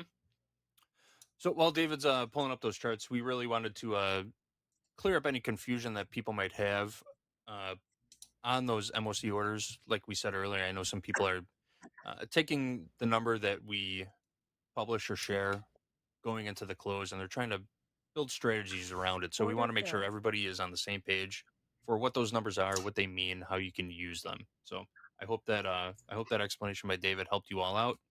And again, stick around for Power Hour today. David will be with Dakota live on Power Hour, trading through the close, and hopefully we'll have some insight into what those MOC orders can possibly do if we get a big imbalance later on today. Absolutely. Some reason we're not. Let me just see. I'm trying to share. Just let me know if it switched. Getting a blank screen right now still. No big deal. Hold on a minute. How about now? Nope, nothing still. Jesus. That's all right. We could close out. We only got a couple minutes left. We could close out with the chart without the charts and just answer a couple of questions. All right, that's fine. Sure. All right. First question. What is settlement price? What does settlement price mean? Well, there's a difference between settlement price and last price traded or closing price. The settlement price is actually established by the exchange, and it's what they use to base margin off of. So the next day, when you wake up and you turn your screen on and you see that the S&P is up 15 points or down 20 points, that is based off of the settlement price, not the last price traded. In your experience, David, how important is settlement price to you compared to closing price, I guess? I mean, they're two completely different things. Yeah. Yeah. The only thing that I look at is closing price. I'm not really concerned with the settlement price. I'm looking at the closing price. That's what I base all my technicals on. It's just the absolute closing price. Okay. Fair enough. Next up, we've got a question from Jordan Reynolds. It's kind of a technical question, but we don't necessarily need charts to go through it. Jordan wants to know, what are some tips that you have for finding entry points? So we talked a little bit about your moving averages already. Yeah. What other kind of things are you looking for in Confluence with your moving averages? Volume. Just rail I a don't few care things about off. volume, especially when we're trading futures, because there is always more than enough volume in any of the futures that we're Order trading. Right? We don't filled. have to worry about that.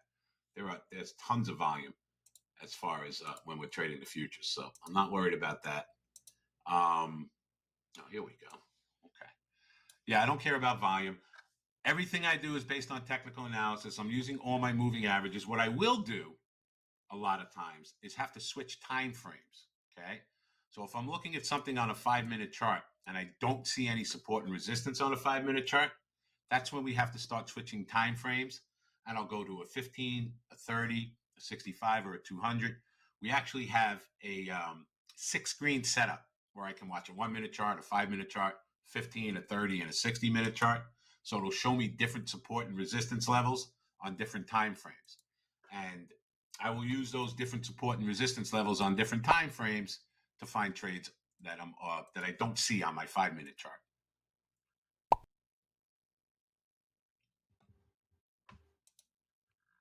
Perfect. Makes perfect sense.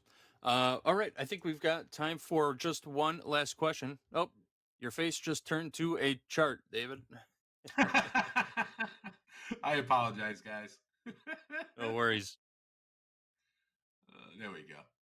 There he is. All right. Final question comes from Mike. What is the best way to control FOMO? You missed a trade. You're thinking about just diving in to get on board. Usually not the best of ideas. That is a great question. What do you do to curb that That is a itchy really trigger good finger question. when you missed your setup? Yeah. I can't tell you how many times during the day, whether it's ES or gold or oil or NQs, that I'll have an order somewhere and it'll miss it by a tick or a point and come very, very, very close and then do exactly what we thought it was going to do from there. There's nothing you can do about it. I mean, it happens all the time. Don't get frustrated. What I will tell you is if something comes close to a technical and, switch to a 1-minute chart. If you start getting a move from there, maybe just jump in and grab it. But that happens all the time. That probably happens 5 times a day. And you just got to forget about it. You can't beat yourself up over it, because what's going to happen then is, I just missed that one. I'm going to jump ahead of this one now and get in where I really shouldn't be getting in. And that's a recipe for disaster. It's going to happen. It happens every single day. Don't get the FOMO. You missed it. It's okay. It's going to happen. Order filled. Yeah. The market's always going to provide another opportunity. So I know Exactly it's easier said than done, but try not to sweat it. Yeah, I mean, I'd rather miss trades than getting ones I shouldn't. That's it. Yeah, exactly. Rather miss it than get into a bad one. Perfectly 100%. spoken. All right, folks, with that, we are out of time for group coaching today. I hope everybody took something away from that MOC explanation. Again, David Green's going to be back later in Power Hour with Andre, Coach Dakota, and Hogue. Maybe we'll get some action on the MOC and get another explanation of what to look for when that imbalance is published. But stick around. We're going to take a short break. Apologize for the chart mix-up, guys. No worries. No worries. I'm sure everybody understood what was happening for sure. No doubt about it. All right. Coming up next, we've got Patience with KV. KV is going to be joined by Andre and Gabe. And then again, Power Hour. Andre, David Green, Coach Dakota, and Hogue. We're going to take a short break. We will be right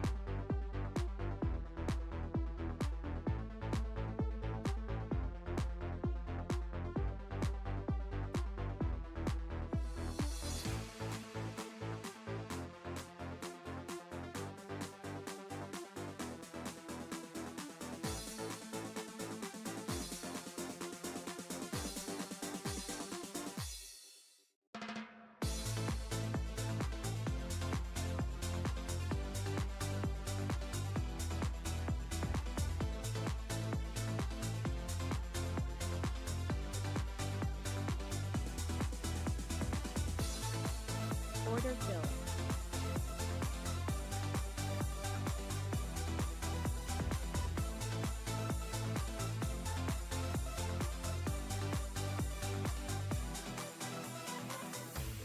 Order filled.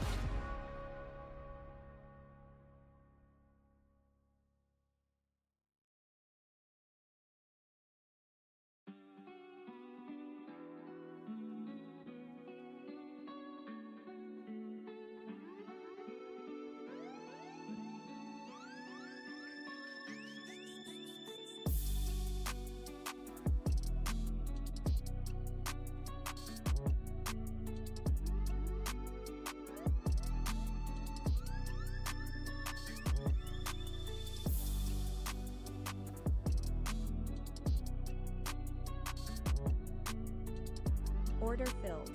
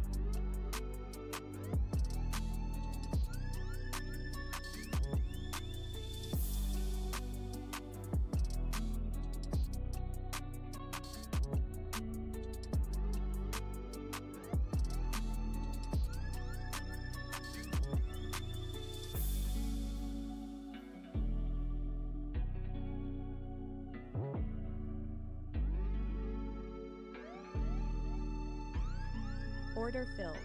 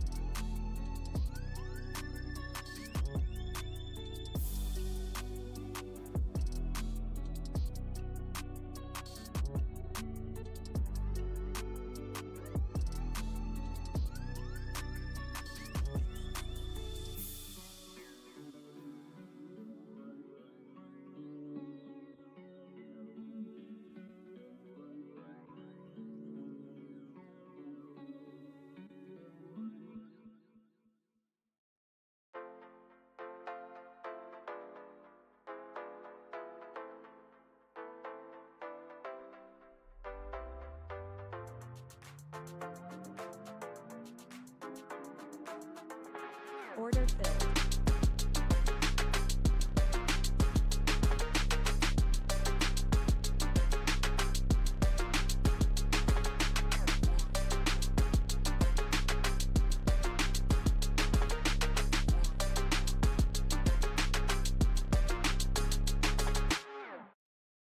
All right, here we go. Patience with KV. You know the segment joins us every Wednesday, 1 o'clock p.m. Central Time here on Top Step TV. Joined by my man right there, Gabe. Welcome to Patience with KV. Let's start KV. KV, how you doing today? Doing well, excited. I wasn't Order here filled. for FOMC last week, so excited to be back in this crazy August volatility. I mean, when has this ever happened before, right? August, this type of volatility? Haven't seen this in a while, so hopefully Who would have everyone's thought? making money though. Yes, no, we haven't. This has been quite the summer trade indeed. It's no complaints here. Everyone's looking for summer doldrums coming into this summer 2024, but it's been anything but doldrums. And right now, right here, we are watching this bid on in the ES 52.55. We got 2,800 lots sitting on the bid 52.55. We're about 2 points away from that trading. We'll see what happens when we approach that, but we are currently watching how that plays out right here, right now. So again, 2,800 bid on the 52.55 price. Market's been selling off right now. KV, what do you make of all the volatility we've been seeing? And we just lost KV. I'm here. There he is. KV, there he is. Yeah. KV. Technical issues. Look, it's definitely unexpected for August because usually August is the slowest month of the year, as far as I've been trading since 2013 anyway. But there's a lot of happening at the same time. I mean, I've been asked this question quite a few times lately, and it's just a few things happening all at the same time, right? So we have interest rates going, we have election year going, earnings season, which is going pretty bad, I would say this time around. And it's just here we all go. coming together. And then here we go. Coming up to these 52. Sorry to interrupt. 52. Yep. 55 evens. Quarter of a point away. One tick away here. It's 55 quarters need to go off. Oh wow! Smoked right through them. Right through them. 4 points lower. Yep. Wow. Okay. So I will write that down. That was filled. Careful catching KV, those bottoms because there's no bottoms. There is no bottoms. A lot of KV, volume when you coming see- in that candle. Yeah, when you see an Order order like that filled. get filled, what do you make of it? How does that, come into your thought process in terms of trading? Just wait until things settle down. I mean, personally, the way I've been trading the past 2 weeks and a half, I've been letting things cool down as much as possible. Have taken 0 trades in terms of futures until power hour, to be honest with you, and it's been going pretty well. Like last 2 weeks and a half, again, 0 losing trades with these power hour trading. It's tough in the morning, especially today as well. Order A lot of filled. volatility. But I think, letting things cool down a little bit, it's much easier. It has worked for me a little bit better. So, and again, I do love trading the morning session, but it's just been so crazy lately that you could just get crushed in the ups and downs, especially today. Today is just awful. You know, if you traded the first half an hour, Nasdaq especially, just awful. So even when we get these, you know, volatile drops or volatile pops, I really like to let things cool down a little bit before actually taking a trade. But yeah, that's just me. Again, can you make quick profits off of these moves? Sure. Like, what happens if it goes against you, right? I mean, I prefer not to be in those scenarios. That's smart indeed. All right, Gabe, I want to throw it to you. How's the road to funding going for you, Gabe? Welcome back, by the way. Yeah, appreciate it. Happy to be back. Good to be sleeping in my own bed, and I missed Top Step TV. So I couldn't stay away, man. That week away, I was watching The same way. constantly The and same looking at way. the charts, just trading. But yeah, so on the road back to funding. So last week in Back to Jamaica, blew the XFA.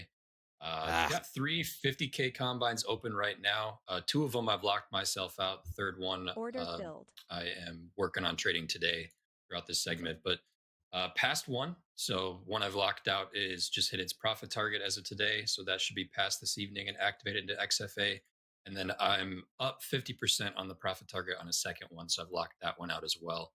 I was got a balance of 51.40, 482. So the third one that I'm up, that green 876 on the day today so far on this one. And this is the one I'll be chipping away at for the rest of this week. And you're trading the NQ, correct? Yeah. Yeah. All right, cool. We'll keep us posted. Let us know if you take any trades or talk out your trades if you have time to talk them out with us before you do get into them. All right, we are trading 52.48 now. Sellers are in control. New lows in the ES and Q following suit as well. Sellers are in control. Time being. KV, I saw in the chat that your levels have been hitting quite well too. So please talk us through, you know, where you see this market going, perhaps some price targets and some key prices of interest for you. Look, we were looking for this drop to happen.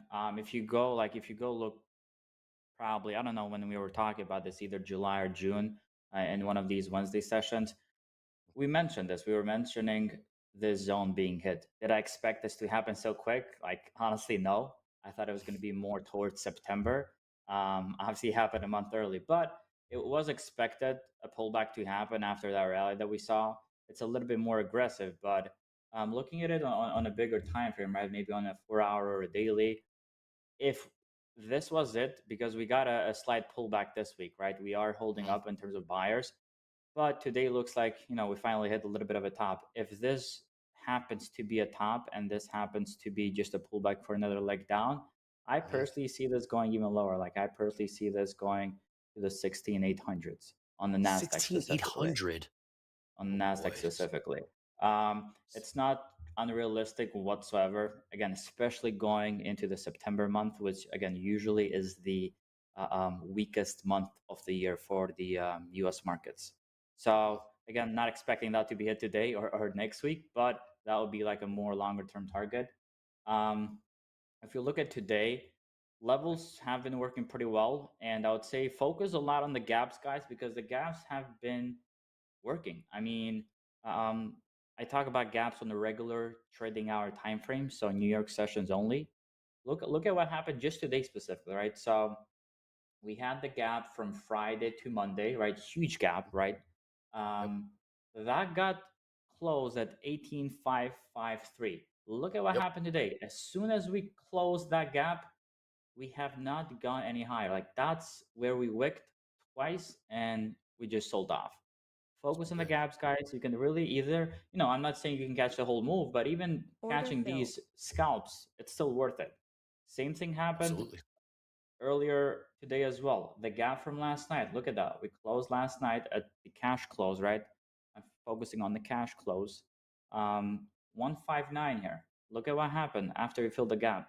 Nice little bounce. And it looks small, but like it's from 160 all the way to 240. That's 80 points right there. So yes, it is. You don't have to catch the whole moves, guys, because there's so many moves happening inside one day. You don't have to. Like, just focus on a few setups a day and you're done with it. Because again, if you're positioning yourself correctly, that's really all you need. At this point where we're looking right now, the only last level I have right now is previous day low, which is 966 because all my other levels just got sliced through today. So 966, yes. do we go for previous day low? Sure. But it's crazy. The volatility is crazy, and we were talking about this on the green room as well a little bit. Traders have been getting crushed recently just because they haven't adjusted to the volatility. And we've talked about volatility Order on these filled. sessions since I started being on Top Step TV in January. We've talked about this since January to prepare you guys for like volatility like this, right? It's happening. Yep. And people that didn't prepare for it, I mean, they just got crushed because it's not opening, a crazy amount of contracts anymore. We were in a trade yesterday, so this sell off yesterday, 4 micros was $1,000 profit. Yep. With 4 micros on the NQ, guys, that's like it's not even half of a 1 mini contract. It's 40% of a full mini contract, right? So it's not Order about filled. opening these crazy positions in this volatility. It's just finding the right entry point and then just Hey, we got a focusing on 1,000 lot, that guys. There's a 1,000 lot chasing down here on the offer at 52.45. It was up at 52.50. 1,000 lot just came down to 45s, and we have a 750 lot sitting on the bid at 52.40. We're seeing some size coming here in the markets Order right filled. now in the ES. Again, we got a 1,000 lot Take sitting at out. 52.45. Yep. Here comes Take 40 out fill. yesterday's Wow. low. Nothing There you matters. go. Smoking them. Wow. All right, see if that 1,000 lot keeps chasing on the offer at 52.45. It started at 50, came down to 45s. Again, that what was it 750 lot sitting on the 52.40 bid. It's cooked right through it. We are seeing some size being traded in the ES. We gotta love. I got filled. Too. Okay. Stop trying to find the bottom. That's the conclusion here. Very wise words. Very, very wise words. Keep an eye on that offer at 52.45. Again, started at 52.50, came down 5 handles to 45s. 750 lot was filled on the 52.40 level. It's good stuff. Yeah, so we took out that overnight low from pretty much right at the open yesterday. And then we had, or like the open of the evening of the Asian session. Evening, yeah. But then we have the low from the morning from about 8:45 around 17,966. So we're only 70 so handles away from that. What's the probability the market just continues dumping lower and takes out that liquidity as Wow. well? Pretty high with the weights dropping. Pretty high. Right, we're watching. What are you guys' thoughts on this, right? So, because personally, the way I like to trade this is to wait for pullbacks. If we're looking at this on a 5-minute time frame, you really haven't gotten any pullbacks since 1:30.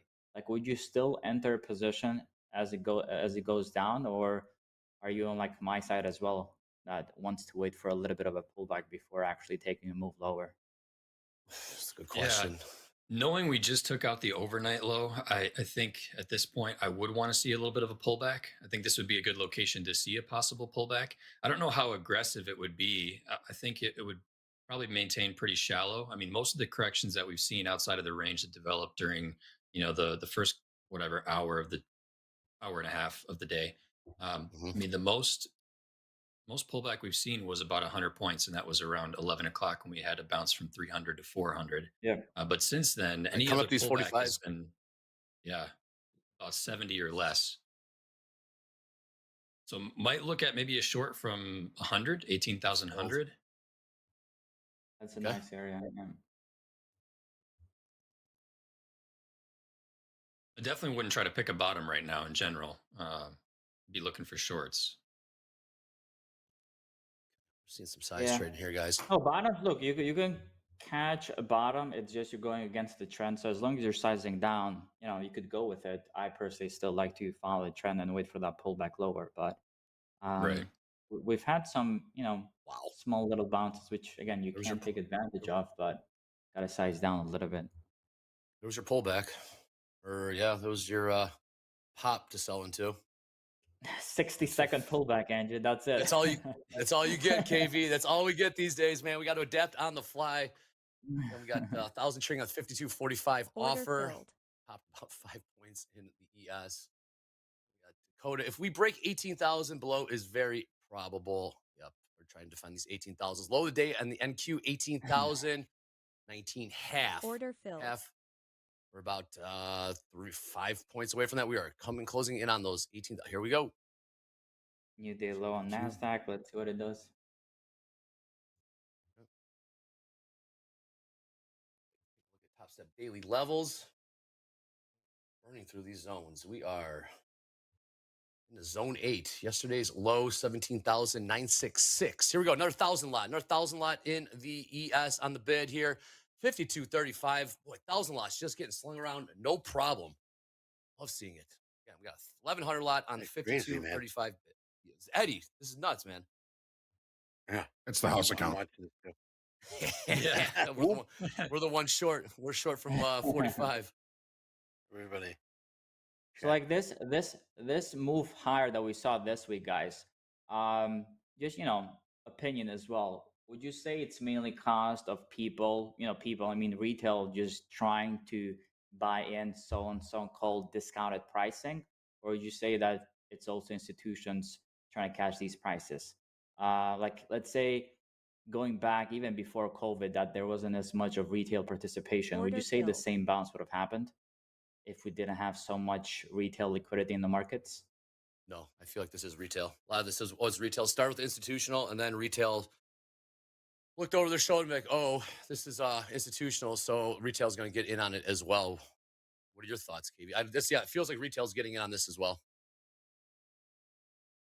And again, to me, it still feels like a lot of people are just trying to catch discounted prices where this might still continue lower.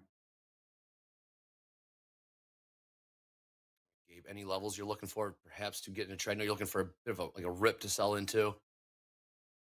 Yeah, I mean, I wouldn't mind getting back in around the low hundreds, maybe probably 105 to 140. That'll be an area of supply that I'd be looking for a possible short entry on. 140 is 140. Okay. Right. Eye on that. See if that 1,000 lot is still there.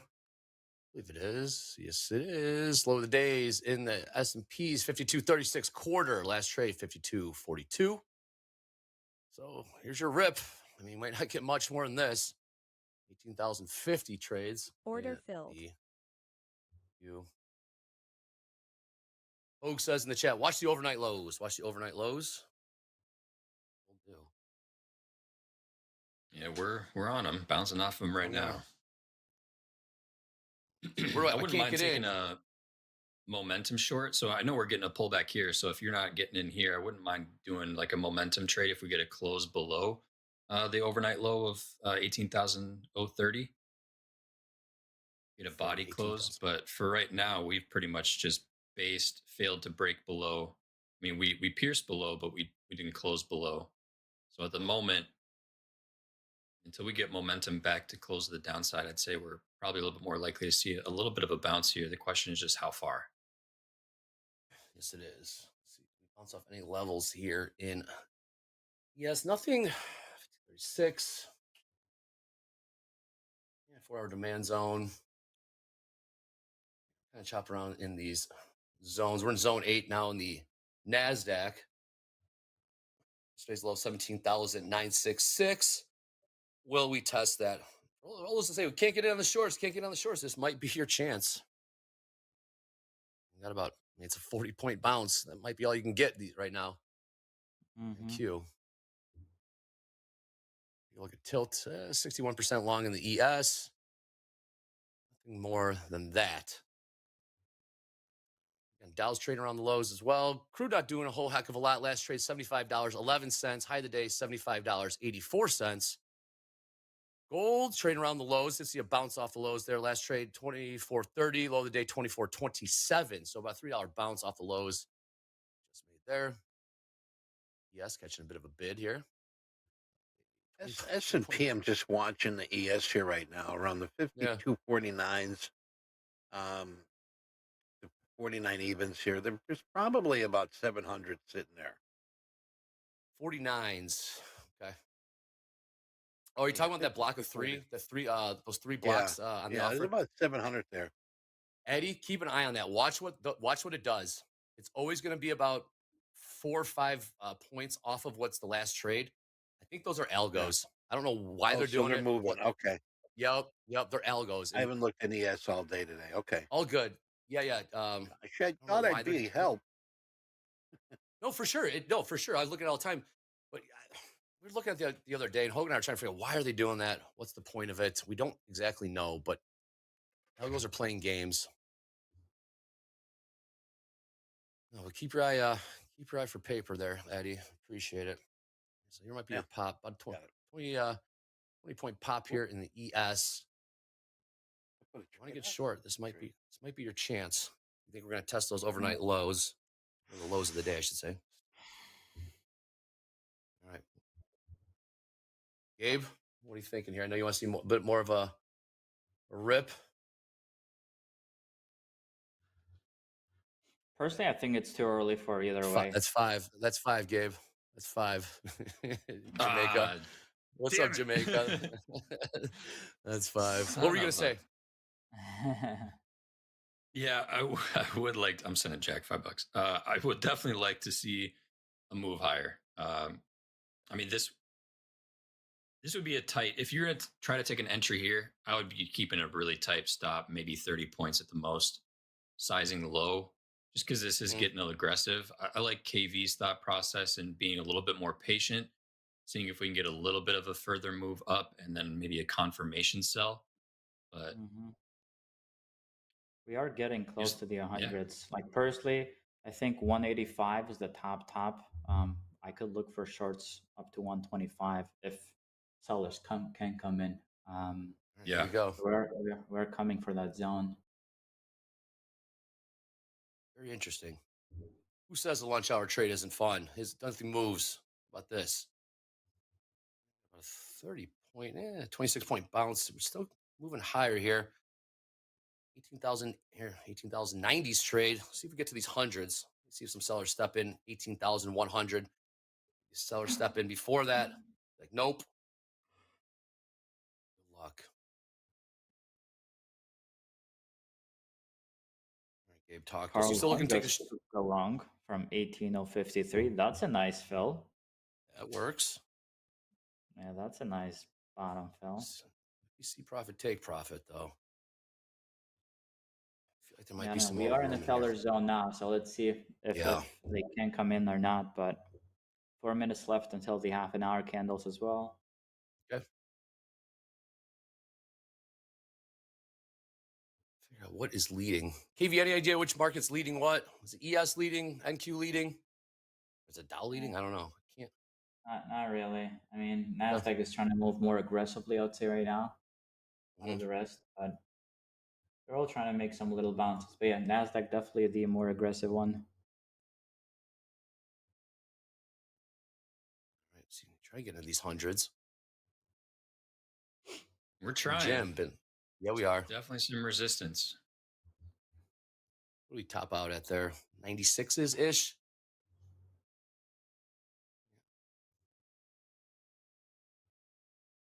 So let's see if we got that bid down below. Yep, that bid's still sitting at on the 52.35. Yes. Very interesting area right here. Possible little 3-bar reversal on the 1 minute forming potentially. Okay. We'll see if we get it closed strong enough, but at the moment, buyers are picking it back up.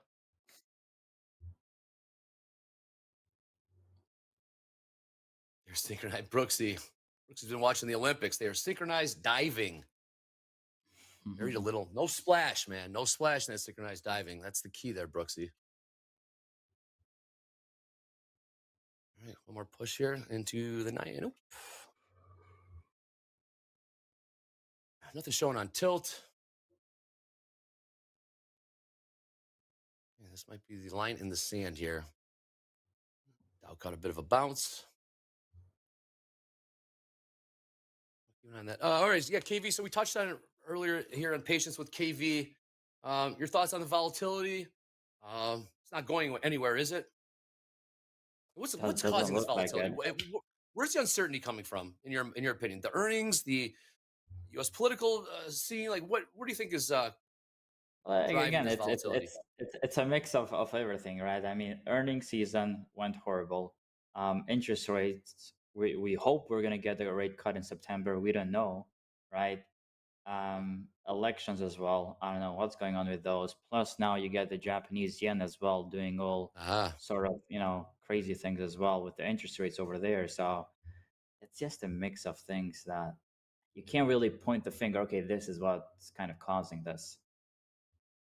And I believe that's why we've seen this type of price action, because like there's so much uncertainty on this market right now.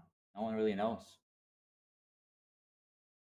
I wish someone knew. Yeah, well, I think Japan had something to do with it for sure. They got the party started, so to speak, into Sunday reopen, the Asia reopen, if you will.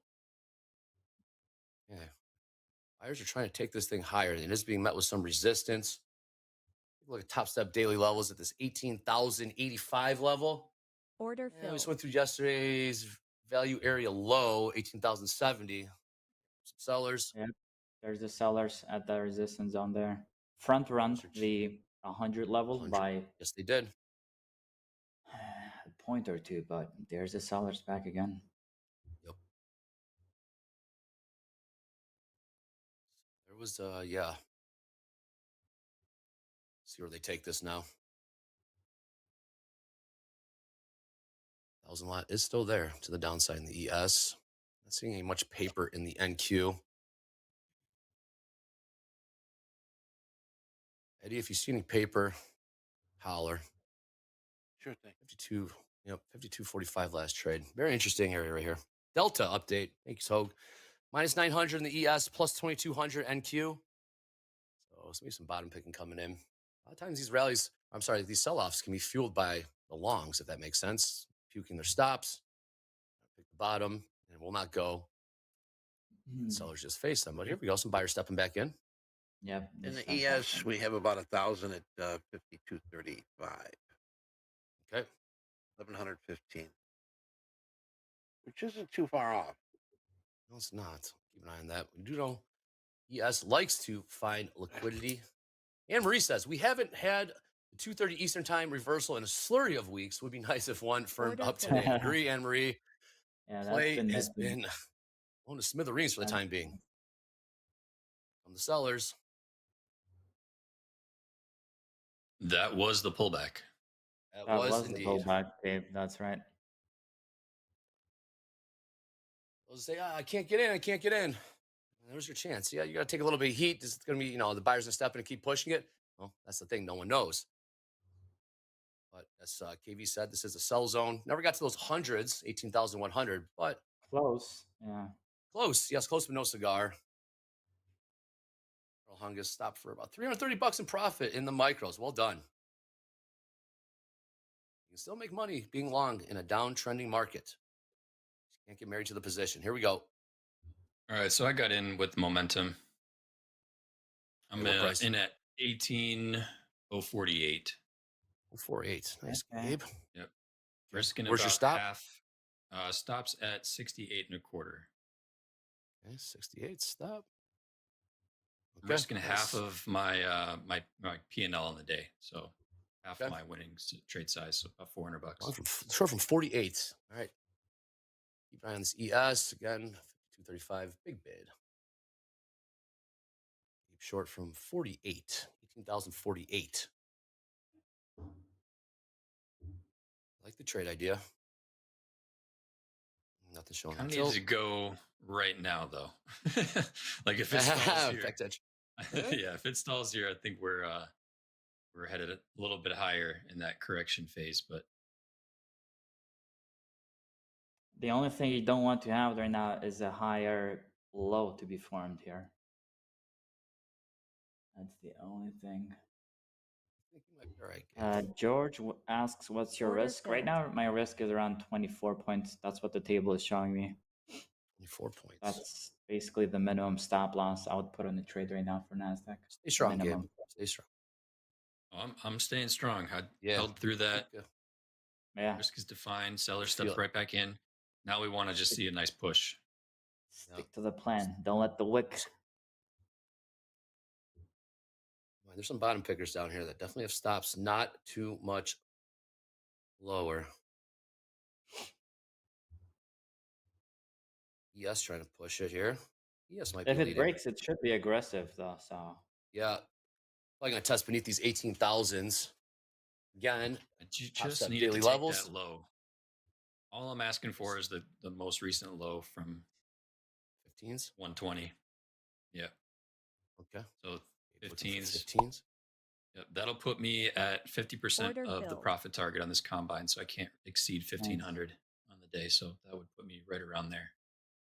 We're calling for overnight lows. Keep an eye on overnight lows. I'm going to push here. Today's low 17,966. Buyer's going to be got a bit of a tug of war right here. Yep. Brandon says the wig got me. If the small wig got you, Brandon, you probably put a tight stop loss, more tighter than it should be. Try sizing down on the position so you can hold these wicks up, because the wicks have been nuts lately. So size down a little bit, I would say.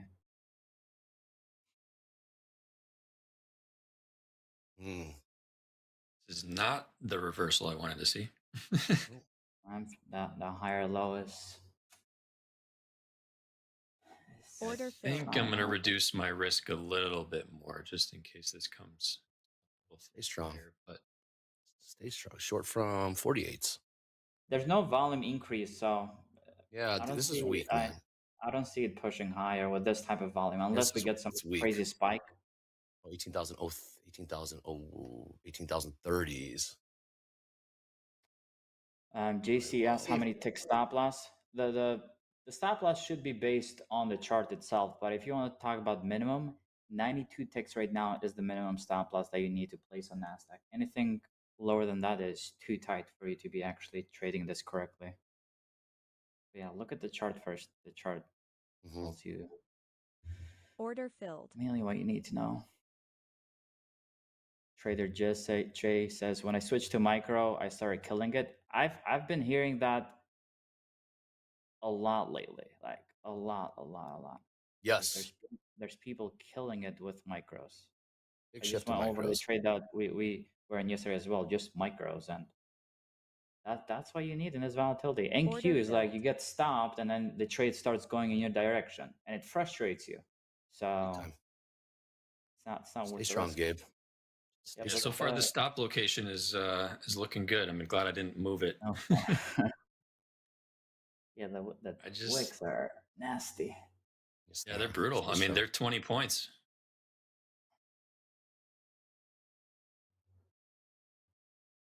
I like the close. Let's just get a nice momentum push down. It's looking good, Gabe. It's looking good. Look at that. S&Ps, yeah, S&Ps. Here we Let's go. go. Can I get a Just timber 11 real or quick? Timber coming, incoming. One time. Have you placed a profit target order, Gabe, as well? Yeah, I've got one sitting at 15 and a quarter. Okay. Let's see, they're fighting here, Order buyers filled. and sellers. This is just tearing me up. Good, yeah. Inside, not really in Love my this. account yet, but Love this. Yes. it's taking some patience. Hence the name of the Swings are segment. No joke. Yeah. Patience with KV. Click like, click subscribe. May or may not Like have this. been intentional. Well done. Buyers keep trying to hold it. Hold the line. See Not how a fan much- of that close. It's all good, yeah. Well,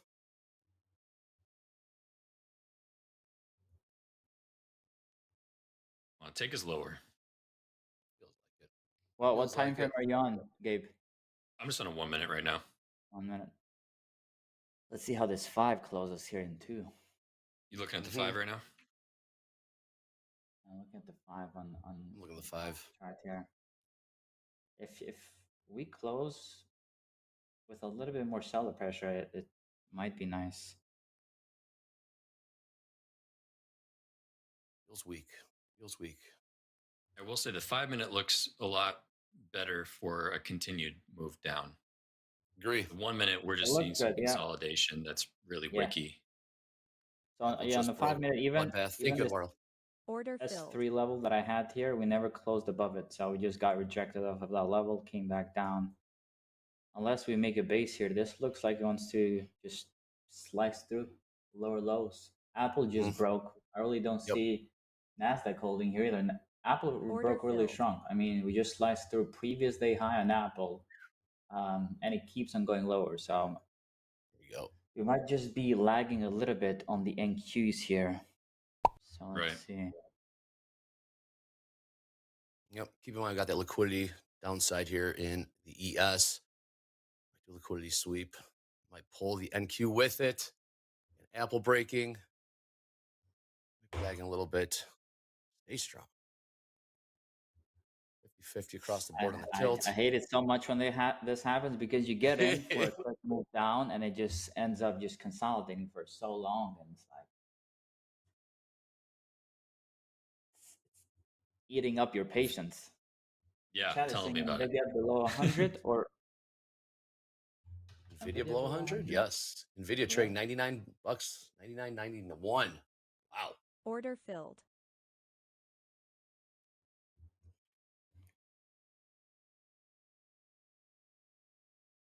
And I'm about to get stopped. Yeah, they're holding it. Again, those higher lows are just that's right, Ty. Higher lows so far. We're not seeing that break.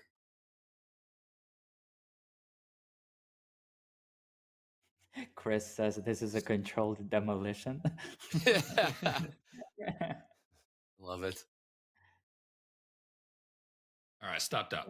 Yeah. Yeah. Stopped out.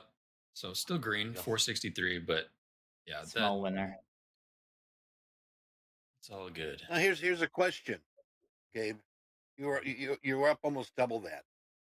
Is 50% on a losing trade your exit? Well, if I Losing want to practice 50% what I of your preach P&L? from the segment Power Players, then yeah, this would be the kill point to close the day. I mean, I'm already locked out into accounts. 463 is a very good day. Yeah, no, that's still a good day. I definitely don't disagree with the logic. And once again, if I want to practice what I preach, this would be the time to potentially move away. But it's not Sunday, and you're not a preacher. Like that. True. True.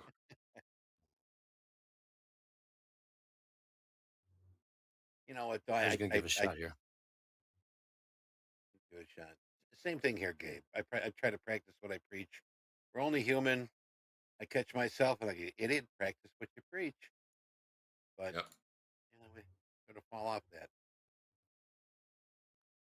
Who left the door open? Coach Dakota's here. Yeah. All right. See what we do here. 246 is just consolidating down here. I'd still look at the same zone, guys. Right, so 100 to 125 ish. It's going to be a strong area. Whether guys are looking for power hour as well. If we do, confirm what do you like? above it, if we do confirm above those levels, right? So 100 to 125 zone. I really think we could see that rally that a lot of people want for power hour, but we got to push above that zone. So far, we're rejected once. It is looking weak once again, close to that zone. So wait for that confirmation. I wouldn't take anything early though. I'd still wait for those confirmations above that zone for higher probability trade. It's not going to give you the best entry as taking a entry at these levels, but higher probability if you wait for the confirmation. George says back at VWAP. I mean, possible. Where's VWAP? 360s, right? I mean, 300 points. Possible. It is possible in this market.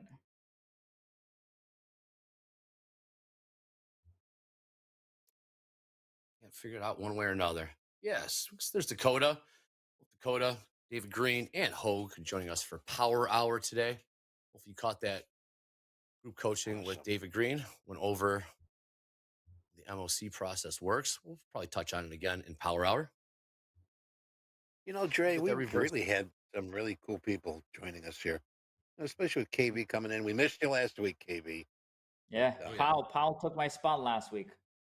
Jerome did it again. That SOB. Bastard. Yep. Yeah. Oh, you could say that word. It's not the F bomb. They do not want to take this higher. Fine.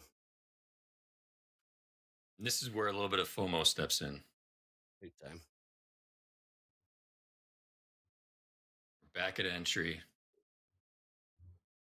We get that momentum now. I'm going to be sitting here very sad. Don't get down on Apple it. is still weak though. Apple is still weak, so and we got this lower high on the NQs as well, so it's starting to look neutral. I would say more on the Nasdaq. It just depends which way we break, honestly. But yeah, I wouldn't get into the FOMO. You're good. Personally, the way you traded, Gabe, right, in terms of like how the account is right now, I personally would stop, no matter what happens. But that's just me. Yeah. All right. I agree. I'm going to go ahead and follow my words from earlier and hold up, lock it out. Well, you know what? I mean, even if you did lock it up and the market goes your direction, you know what? You can't dwell on that. Yeah. I mean, Andre, we should know, take a trade in your live account. Would love to, man. Yeah. You want to drive? Can. Hey, man, we got 15 minutes. If I lock up, we got to have somebody else trading. Exactly. So don't lock it up. Just I know. You I can't. know. I know. Just sit on the hands. Yeah, you know. You know, trust me. I know. Just wait till after the segment. We're good. George says, "Let's go, man." I know. You guys know the drill. Yeah, I'd be looking to get short. Nah, Michael. We'll paper trade it, Gabe. We'll paper trade it. See how it goes. Or yeah, we can lock it up at the end of the segment. How about that? All right. I'll hang tight for another minute or two. But you have the right. Yes, you have the absolute right. Because what if news hits? What if news hits and it's just like up to the to the races, off to the races, and we just start cooking? But you do have the right idea. Anyways, like I said, we got joining us on Power Hour. We got David Green, Dakota, Hogue, myself. I'll be driving. Yes, Hoop knows. I am driving. No texting and driving. No trading and driving. Now we have self-driving cars. They'll be able to text again. Hey, Gold's still keeping the Bears in control. New lows, 24.24 low of the day last trade, 24.25. I agree with Active Trader Society there. It's 50-50 at this point with the higher lows and the lower highs forming. 50-50 means no trade. Right, KV? 50-50, no trade. No, I don't think so. Not really an edge here.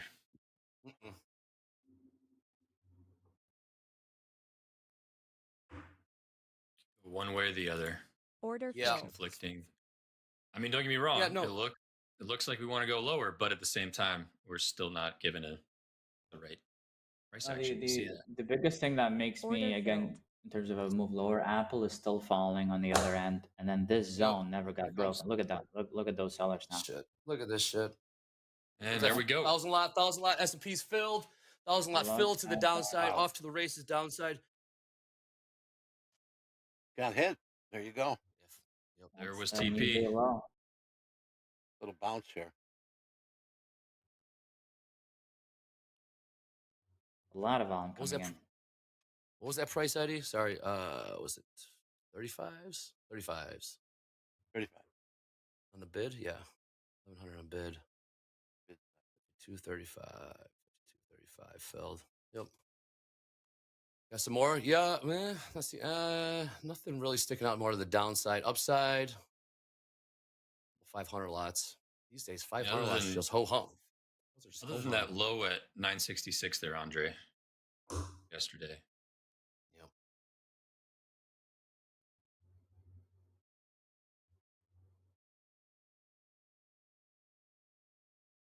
Man, seeing some size slung. Here we go. All the longs are just getting puking right now. 18,000's incoming. Amazing. Again, Yesterday's low 17,966. Yesterday's low. Yeah, NQ. it's going for it. ES as well. That's the next stop. Previous day low. Yep, yesterday's low, ES, 52.21, 3/4, 21.75.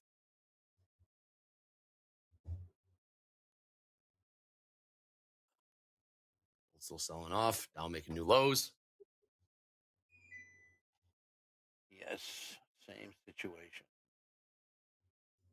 Yo, it's great volatility. Good stuff. Gabe, how you feel? Gabe. Don't Man, don't my ask man. me how it's feeling. Yeah, you already know, dude. I don't know. I what know, to man. ask for. Don't I know, ask the man. It's question, TV though. man. It's TV though, man. People want. I know. People want to know. I know. I'm Sucks. fuming inside right now, just watching my Sure. TP get hit without me. For sure. So here's because we got a few minutes left. Here's what I kind of stumbled upon as well. I always used to be the trader that I would move my stop losses after taking profits, right? I'll take profits, move the stop loss, take profits, move the stop loss. We actually ran a back test, 10-year back test on NinjaTrader. Not moving the stop loss yielded higher results, like bigger profits over Say the that long again. run. So keeping the initial stop loss and not moving it yielded higher profits than actually, trailing up the stop loss, which I found very surprising because always used to be the trader that, moved the stop loss. Question: how did they know where you moved your stop loss to on that back test? Did you move to break even, or just trail it based on how many points you trail it by? You trail it based on profit targets. We kind of based it on the system that we're using, but yeah, you scale it based on when you take profit targets. And again, we did it on Nasdaq. It was better if you just kept it on your initial stop loss, which kind of makes sense because that's where the trade setup becomes invalid, right?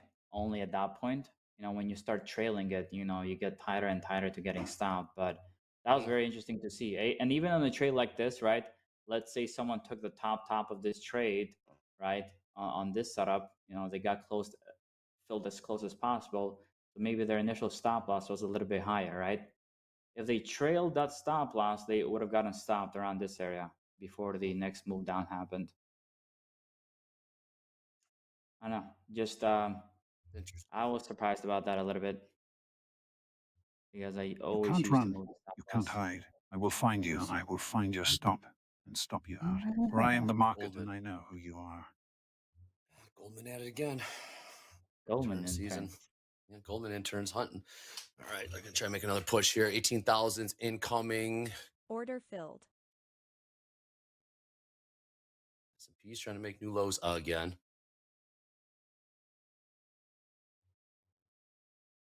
Full port short, S&P. anybody? That might be a liquidity sweep. I don't see much liquidity down to the downside in the ES. 500 lot down to 52.17. Like I said, 50 or 500 lots these days are just ho hum. Yesterday we saw a 4,600 lot getting filled in the offer, 53.10. 4,600 lot. All filled, 53.10 in the ES yesterday.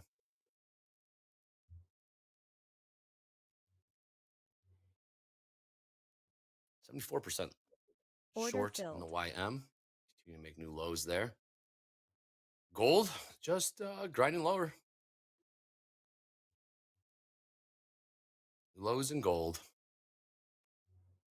Very orderly sell-off here. I feel like panic. Feels like more technical. 52.29. S&P's got some size there. Order filled. 30. 52.29. Just grinding lower. 28. Moving it. Probably the same thing we were talking about earlier. Yeah. Yeah, it's those lame ass algos. 153 on the bid at 31. I got about 4 minutes left here. Patience with KV. Get those socials in here for KV. A lot of patience to be holding these trades. Oh man, that was a tricky one. Yeah, that might have been exhausted the selling for the time being. Again, you never know. David Green coming on. If you saw group coaching, he explained the MOC process. Him and JD did a great job explaining that. Maybe we'll ask David Green to go over that a little bit. Give us the Cliff Notes. Cliff Notes still a thing? You have your Dakota, I'll Spark try- Notes back in the day for school? Spark Notes, indeed. Order Indeed. filled. Yeah, I'll get the Spark I wanted Notes to read version. books. Oh yeah. Get the summary or pass all my pop quizzes for what I was supposed to be reading but wasn't. Spark Notes was the go-to.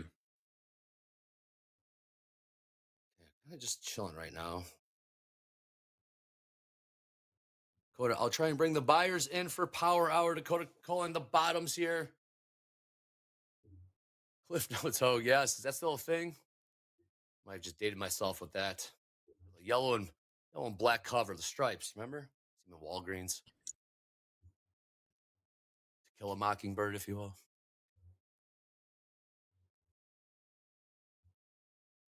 All right, guys. Well, it should be make for an interesting. All right, so KV, just to recap, looking for a test of 18,100, 120s ish. If we can break above, if we can run through that, we might see some more momentum to the upside. It's kind of the general idea. Yeah, that's the idea there. Again, we saw a strong rejection happen off that zone once during this session, so we just got to get buyers take control of that area. You are going against the trend though, so I'd still size down on the move higher. All right, Gabe. You know what to do right now. Good trading. Way to manage your account. More trade. Right idea. Let's go to Gabe's screen. Show us what you're going to do, Gabe. What'd you lock in? What's your P&L? That's going to be another $5 from Mr. Yeah, Jamaica $5. himself. Jamaica, man. Use the mute button, man. That's $10. This has been expensive. It's been an expensive day for me already. Oh, Son man. of That's a- $10, man. All right, so we're gonna go ahead and lock it out. Go to it. There it is. All done. Good job. All right. So 3 in Yeah, the what's green what's your today. P&L?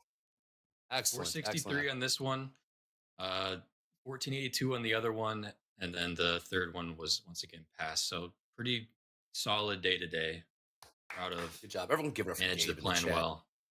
Give it up for Gabe. Nice train. KV, thank you very, very much. Got your levels. Talk about, well, it was a nice little patience with KV segment. KV, as always, before we go to Power Hour, you know I'm going to ask you, leave us with some words of wisdom for Gabe, myself, and everyone in the chat here on Top Step TV. KV, go ahead. Yes. Not many words, guys. Not many words this week because it's been more about just waiting. So the less you do, I think the more you can take from this market, at least what we've kind of been noticing recently. The less trades, the less size, the higher probable trades that you're going to take. Awesome. There you go. Less is more. KV says less is more. Thank you very much, KV. Thank you very much, Gabe. We got Power Hour coming up next. Myself, David Green, Dakota in the house, as well as Hogue. Let's go. Hey, Hogue here. I'm excited and honored to tell you the Top Step levels are now available on Top Step X charts, including the weekly kickoff levels. Now, to add them to the charts, you'll find it under indicators. You can just type in Top Steps daily levels. You're going to get weekly high and low, daily high and low, value areas, points of control, and yes, those weekly kickoff levels. In settings on the indicator, you're going to be able to choose which of those levels you want to populate on your charts. Daily levels will update daily. Use them in confluence with your strategies, your levels. It's all about context, no guarantees. We hope that they serve you well.